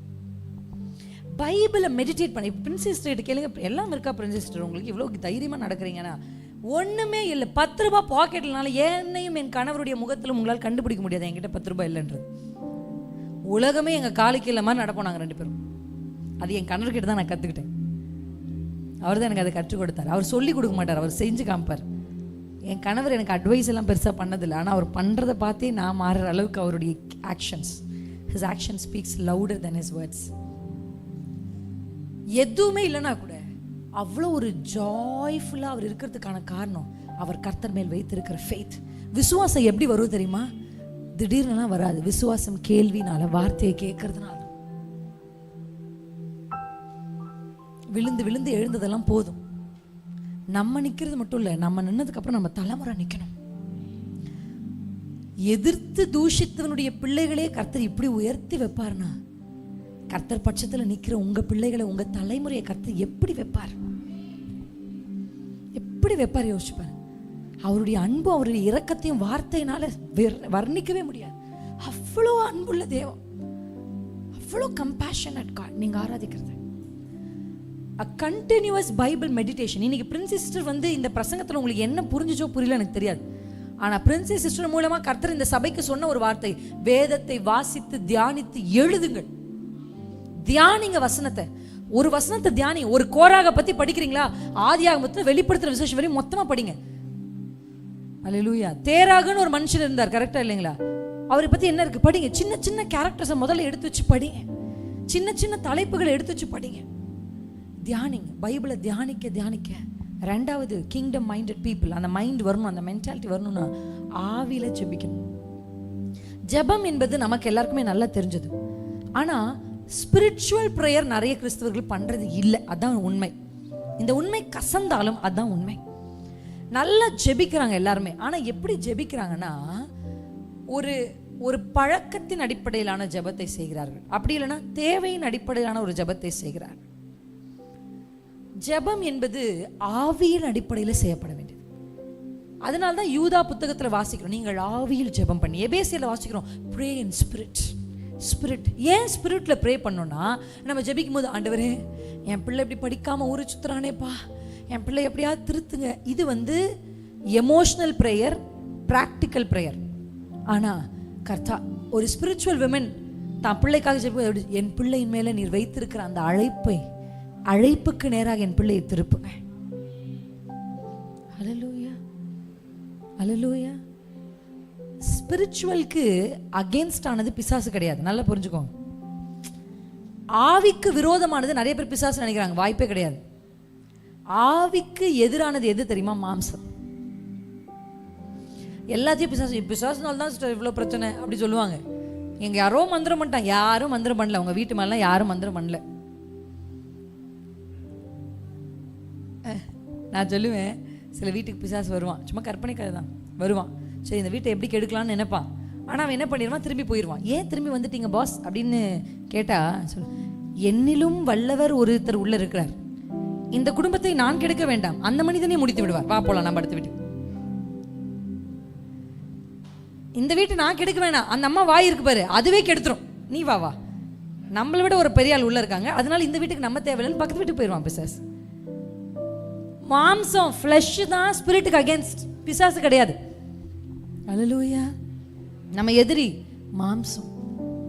ஜெயிக்கிறதுக்கு என்ன தேவை தெரியுமா? Spiritual prayer. அதனால தான் தேவ ஆவியானவர் நம்மளுக்கு ஆவியானவர் வந்தது எதுக்கு? வெறும் அந்நிய பாஷைகளை பேசவா? இல்லை, ஆவிக்குரிய. அது மாத்திரம் அதான் எல்கேஜி. ஆ இ ஈ நீங்கள் பேசுகிற அந்நிய பாஷை எல்கேஜியில் சேர்ந்தோன்னே ஆவிக்குரிய ஸ்கூல், பரிசுத்த ஆவியானவர் ஸ்கூலில் சேர்ந்தோன்னே ஷதரமா கரபதரா பேச ஆரம்பிக்கிறீங்க ஆவிக்குரிய பாஷைகளை எல்கேஜி. ஆனால் அதில் இன்னும் லெவல் இருக்குது. பார்க்குறது, கண்ணை மூடி பார்க்கும் போதே எனக்கு தெரியும் என் பிள்ளைங்க மேலே கர்த்தர். உலகமே உங்கள் பிள்ளைகளை பற்றி தப்பாக சொன்னால் கூட உங்களால் சொல்லவே முடியாது. ஏன்னா எனக்கு தெரியும், நான் பார்த்துருக்கேன். என் பிள்ளைங்க மேலே கர்த்தர் வச்சிருக்க திட்டத்தை பார்த்துருக்கேன். அல்லேலூயா. இப்படி கண்டு ஜெபிக்கிறது, இப்படி கேட்டு ஜெபிக்கிறது. பேதுரு மேல் வீட்டறையில் போய் ஜெபிக்கிறார், கரெக்டா இல்லைங்களா? அவர் ஜெபிச்ச பெந்தைகோஸ்தி நாளின் ஜெபத்தை சொல்ல, பசியா இருக்குன்றாரு, ஆனால் மேலே போறார், ப்ரே பண்றாரு. அப்போ அவருடைய ஜெபம் எப்படி இருந்தது? சரி, சமைக்கிறவங்க கொஞ்சம் போய் ஜெபம் பண்ணலாம். எத்தனை ஆண்கள் அப்படி ஜெபிக்கிறீங்கன்னு எனக்கு தெரியல. சமைக்க அம்மா லிலே ஆயிடுச்சுன்னா 12 மணி ஆச்சு, 1 மணி ஆச்சு, திட்டுற ஆண்களை நான் பார்த்துருக்கேன். ஆனால் பேதுருவை பாருங்க, அவர் திட்டலை. என்ன இவ்வளோ நேரம் ஆச்சு நீ சமைக்கல அப்படின்னு பேதுரு திட்டலை. சரி சமைங்க. ஏன்னா சமைக்கிறது அவ்வளோ ஈஸி இல்லை. நீங்கள் 5 நிமிஷத்தில் சாப்பிட்றீங்க, ஆனால் அதை சமைக்கிறதுக்கு 1.5 மணி நேரம் ஆகுது. நிறைய பேருக்கு அது புரியறதில்ல. ஆமீன். 1.5 மணி நேரமும் சமையல் கட்டில் உட்காந்து சமைக்கிற ஃபெசிலிட்டி, இவ்வளோ டெக்னாலஜி அதிகமாச்சு, இன்னும் உட்காந்து சமைக்கிற ஃபெசிலிட்டி உலகத்தில் ஒருத்தன் கூட கண்டுபிடிக்கல. அவன் இருந்தாலும் எது இருந்தாலும் நின்றுட்டு தான் சமைக்கணும், கரெக்டாக இல்லைங்களா? இந்த அம்மா நின்றுட்டே 1.5 மணி நேரம் சமைக்குது. சமைச்சு கொண்டு வந்து உங்கள் பிளேட்டில் வச்சா நீங்கள் ஃபோனை பார்த்துட்டே வேற சாப்பிடுவீங்க பாருங்க. உங்களுக்கு தானே இன்னும் சமைக்கணும் அந்த அம்மா காசு வரும் தெரியுமா? ஃபோனை பார்த்துட்டே சாப்பிட்டுட்டு எழுந்து நீங்கள் பாட்டுக்கு போயிடுவீங்க. ஆனால் இதுக்காக அந்த அம்மா 1.5 மணி நேரம் சமைச்சிருக்காங்க. பேதுரு சமைக்க லேட் ஆனோன்னே, என்ன இப்படி பண்ணுறீங்க, நான் ஒரு ஊழியக்காரன் சமைக்க திட்டலை. சரி நீங்கள் சமைங்க, நான் போய் என்ன பண்ணுறேன், ஜபம் பண்ணிட்டு வரேன். இப்படி மட்டும் நீங்கள் ஆண்கள் கேப்பில் ஜெபிச்சிங்கன்னா உங்கள் தலைமுறை எங்கே போயிடும்னு உங்களுக்கு. பேதுரு போய் ஜெபிக்கிறாரு. ஜெபிக்கும் பொழுது எப்படி ஜெபிச்சு, அவர் ப்ரேயர் டைமில் பார்க்குறாரு, கேட்குறாரு, கரெக்டாக இல்லைங்களா? அதான் ஸ்பிரிச்சுவல் ப்ரேயர், விஷன்ஸ். கர்த்தர் சொல்கிறார், இதுக்காக ஜெபி. நான் என்னுடைய வாலிப பருவத்திலையும் சரி, இப்பயும் சரி, நடந்து முடிந்தவைகளுக்காக பெருசாக ஜெபிக்க விருப்பப்பட மாட்டேன், நடக்க போகிறவைகளுக்காக. அல்லேலூயா. Future prayer. நீங்கள் அப்படி ஜெபிக்க ஆரம்பிக்கும் போது கர்த்தர் உங்கள் கண்ணை திறப்பார், உங்கள் காதுகளில் கேட்கும், இதுக்காக சொல்ல. பல நேரத்தில் நான் நினச்சிட்டு இருந்தேன் நான் ஜெபம் பண்ணிட்டு இருந்தேன்னு. இப்போ நான் திரும்பி பார்த்து சொல்ல முடியும் தைரியமாக, நான் ஜெபம் பண்ணிட்டு இருந்தேன் மட்டும் இல்லை, நான் தீர்க்க தரிசனம் உரைத்துட்டு இருந்தேன் என் வாழ்க்கைக்காக நானே. யாரோ ஒருத்தர் வந்து எனக்கு ப்ராஃபஸி சொல்லணும் நீங்கள் வெயிட் பண்ண வேண்டாம். ஆவிக்குரிய நீங்கள் ஆவியானவருடைய உதவியோட வாய்களை திறந்து பாருங்க, உங்கள் வாழ்க்கைக்கு நீங்கள் தான் ப்ராஃபஸி சொல்ல போகிறீங்க. Prophetical prayer, you will pray that prayer. நிறைய பேர் இப்போ ஒரு ஊழிய ப்ராஃபட்ஸ் இப்படின்னு சொல்லிட்டே இருப்பாங்க நிறைய பேர். நீங்கள் கர்த்தர் உங்களோட இருந்தால் ஏன் நீங்கள் ஏமாறுவீங்க? ஹல்லேலூயா. ஆமென். தேவ சமூகத்திலே காண்கிற கண்களுடையவர்களா, கேட்கிற செவிகளுடையவர்களா, உணர்கிற இருதயம் உள்ளவர்களா. ஹல்லேலூயா. உணர்வுள்ள இருதயம். இது மட்டும் உங்களுக்கு இந்த 3 இருந்துச்சுன்னா கிங்டம்குள்ளே நீங்கள் இருக்கீங்கன்னு அர்த்தம். கிங்டம்குள்ளே இருக்கிறவங்க வந்து நாளைய தினத்தை குறித்து கவலைப்பட வேண்டாம். மத்தேயு 6 வாசிச்சு பாருங்க போய் ஃபுல்லாக. என்ன உடை வேணும்னு கவலைப்பட வேண்டாம், என்ன உணவு அடுத்த நாள் சாப்பிடுறதுன்னு கவலைப்பட வேண்டாம். நாளைய தினத்தை குறித்து யார் கவலைப்பட வேண்டாம்னா ராஜ்யத்துக்குள்ளே இருக்கவங்க தான். ராஜ்யத்துக்கு வெளியே இருந்தீங்கன்னா இந்த கவலைலாம் உங்களை தாக்கும். ராஜ்யத்துக்குள்ளே இருந்தீங்கன்னா இந்த கவலை உங்களை தாக்காது. அல்லேலூயா. 15 வருடம் ஆகிறது எங்கள் வீட்டுக்கு மாத சம்பளம் வந்து. 15 வருடம். என் கணவர் ஊழியத்துக்கு தன் வாழ்க்கையை முழு நேரமே அர்ப்பணித்த பொழுது 2 வருமானம் வீட்டில் இருந்துச்சு. என்னுடைய கணவருடைய வீட்டில் ஒன்று எங்கள் மாமா ஒர்க் பண்ணிட்டு இருந்தாங்க, 2வது என்னோடய மாமாவோட அப்பா தாத்தா, அவங்களுக்கு ஒரு பென்ஷன், அவர் ஒரு ஹெச்எம், அவருக்கு ஒரு பென்ஷன் வரும். இந்த 2 ஊதியத்தில் தான் குடும்பம் நடக்குது. இப்போ தான் என் கணவர் தன்னுடைய ஊழியத்துக்குன்னு போகிறார், முழு நேர ஊழியத்துக்கு. அவர் போய் முழு நேர ஊழியத்திற்கு அர்ப்பணித்த முதல் வருஷத்தில் என்னோடய மாமாவுக்கு ஹார்ட் அட்டாக். டாக்டர்கள் சேர்லேருந்து எழக்கூட கூடாதுன்ட்டாங்க, வேலைக்கு போக முடியல, ஸ்டாப் ஆயிடுச்சு. அவருக்கு ஹார்ட் அட்டாக் வந்து கொஞ்ச தினத்திலே தாத்தா இறந்துட்டாங்க. 2 இன்கம் சோர்ஸும் க்ளோஸ். ஆனால் அன்றைக்கு கர்த்தருக்காக கால் வைத்தவர் திருப்பி வரல. நீ தான் மூத்த பிள்ளை, நீ தான் குடும்பத்தை பார்க்கணும், எல்லாம் முடிஞ்சிச்சு, இப்போ நீ தான் அப்படி சொல்லியிருக்காங்க. ஆனாலும் நான் கர்த்தருக்காக என்னை அர்ப்பணித்தேன். அப்படி ஒரு அர்ப்பணிப்புலேருந்து வந்த ஊழியம் தான் இந்த ஊழியம். ஆனால் உண்மையாக நான் சொல்லுவேன், இதுவரைக்கும் இந்த குடும்பத்தை கர்த்தர் குறைவில்லாமல் நடத்தி வருகிறார். ராஜ்யத்துக்குள்ளே இருக்கிறவங்களுக்கு சாப்பாட்டை பற்றி கவலை வேணாம், துணி பற்றி கவலை வேணாம், நாளை தினத்துக்கு குறித்து கவலை வேணாம். அதை அஞ்ஞானிகள் நாடி தேடுவார்கள். அப்போ ஞானிகள் யார்? ராஜ்யத்துக்குள்ளே இருக்கிறவங்க. எத்தனை பேருக்கு புரியுது? ஞானிகள் யார்னா கிங்டம் மைண்ட் இருக்கவங்க தான். நீங்கள் கிங்டம்குள்ளே வாங்க, கிங்டம்குள்ளே வாங்க. கிறிஸ்தவர்கள் 50% பேர் கிங்டம்குள்ளே இல்லை. நீங்கள் ராஜ்யத்துக்குள்ளே வாங்க, ராஜ்யத்தினுடைய மனநிலைக்கு வாங்க. உங்கள் தேவைகள் எல்லாம் கர்த்தர் சந்திப்பார். ஹல்லேலூயா. எழுந்து நிற்போமா தேவ சமூகத்தில்? நான் நினைப்பதற்கும் நான் ஜெபிப்பதற்கும் அதிகமாய் கிரியை செய்ய வல்லவரே. நான் நினைப்பதற்கும் நான் ஜெபிப்பதற்கும் அதிகமாய் கிரியை செய்ய வல்லவர். நம்புறீங்களா? சொல்லுங்க. நான் நினைப்பதற்கும் நான் நினைப்பதற்கும் நான் ஜெபிப்பதற்கும் அதிகமாய் கிரியை செய்ய வல்லவரே. மறுபடியும் நான் நினைப்பதற்கும் நான் நினைப்பதற்கும் நான் ஜெபிப்பதற்கும் அதிகமாய் கிரியை செய்ய என் கண்கள் அதை பார்க்கவில்லை, காதுகள் அதை கேட்கவில்லை, இதயத்தில் தோன்றவும் இல்லை. என் கண்கள் அதை பார்க்கவில்லை, காதுகள் அதை கேட்கவில்லை, இதயத்தில் தோன்றவும் இல்லை. நீர் எனக்காய் செய்கிறதை ஓ ஷரதரவலா ரீதா ஹalele se paladore. அப்படியே இசையோடு இணைந்து அந்நிய பாஷைகள்ல பேசுங்க. ரீமாதா ஹலதே ஷிரதரா ரீமா தேரவோரி அலாதே. நல்ல வாய்களை திறந்து கொஞ்சம் உங்க சத்தம் கேட்கணும். உங்க சத்தம் உங்க காதுகள்ல கேட்கிற அளவுக்கு பேசுங்க. கர்த்தர் உங்க மேல ஒரு ரெவலேஷன் ரெவலேஷன் ரெவலேஷன் வெளிச்சத்தில் நடக்கிற பிள்ளைகளா ரீவா லேஹலே தெரோ ரீமா ஹேலல தெரவலா. கண்கள் திறக்கப்படட்டும், செவிகள் திறக்கப்படட்டும், இருதயம் உணர்வடையட்டும். ரீவா தேகா ஷேகதரபா. லட்சம் லட்சமாய் புறப்பட்டு வனாந்திரத்தில் மரித்தவர்களைப் போல அல்ல, முடிவு வரை நிலைத்திருக்கிறவனே ரட்சிக்கப்படுவான் என்ற வார்த்தையின்படி பரம கானானை அடைகிற கிருபைகளை கர்த்தர் நமக்கு தருவாராக. தேவையெல்லாம் சந்திக்கும் தெய்வம் யெகோவா ஈரே. நம் தேவைகளை தேவையெல்லாம் தெய்வம் இருக்கிறார். கிங்டம்குள்ள இருக்கிற எல்லாருடைய தேவைகளையும் அவர் சந்திப்பார்.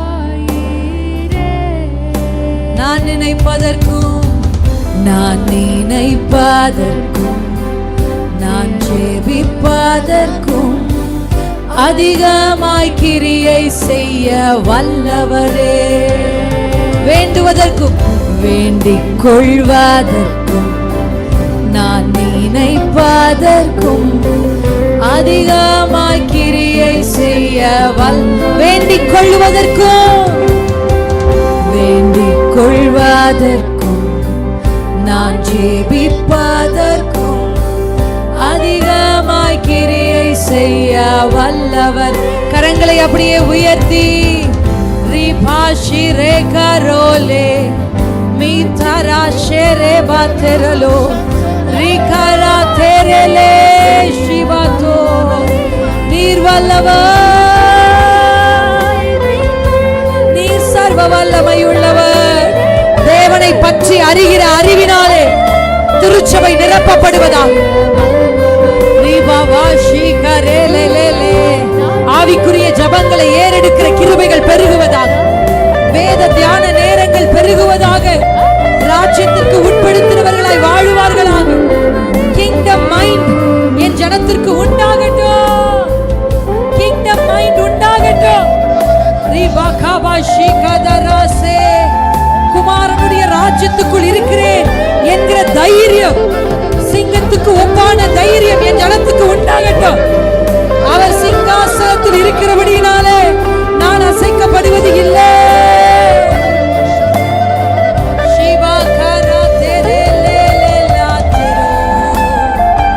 ராஜ்யத்திற்குரிய சிந்தை அப்பா கிட்ட கேளுங்க. அப்பா, கிங்டம் மைண்ட்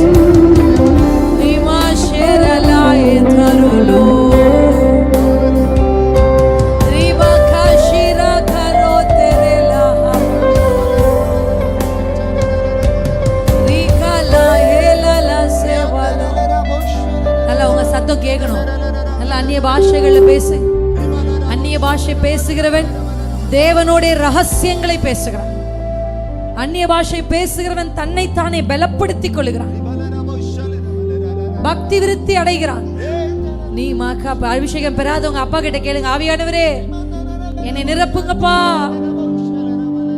ஆவியானவர் இல்லாத ஒரு வாழ்க்கை ஜெயமா இருக்க முடியாது.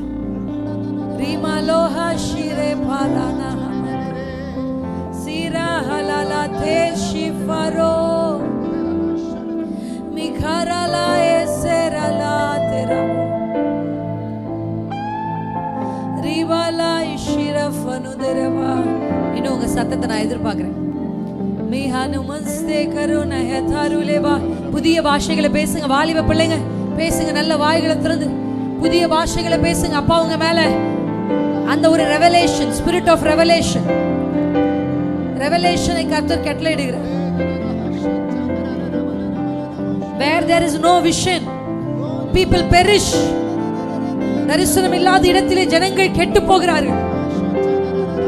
தரிசனத்தோடு நடக்க உலகமே இருள இருந்தாலும் என்னை கர்த்தர் வெளிச்சத்துக்கு உட்படுத்தி இருக்கிறார். நான் வெளிச்சத்தின் பிள்ளை.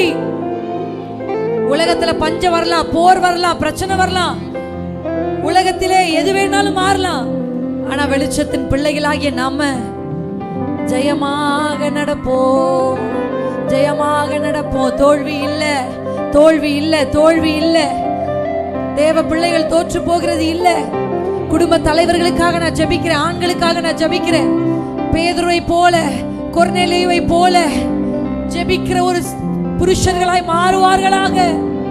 வேதத்தை வாசித்து தியானிக்கிற புருஷர்களாய், பாக்கியவானாய் மாறுவார்களாக. குடும்ப தலைவிகளுக்காக ஜெபிக்கிறேன். இயேசுவின் நாமத்தினாலே வெளிப்பாடுகளோடு கண்ணீர் ஜெபம், புலம்பல் ஜெபம், அதையெல்லாம் தாண்டி பெண்கள் ஆவிக்குரிய ஜெபங்களை ஏறெடுப்பார்களாக. தெபோராள்களை போல அயனங்களிலே நட்சத்திரங்கள் புறப்படுகிறதை பார்க்க பெண்களின் மேல அப்படிப்பட்ட ஒரு வெளிச்சம். மாம்ச கண்கள் பார்க்க முடியாதவர்களை பார்க்கிற கண்கள் பெண்களுக்கு உண்டாகும்.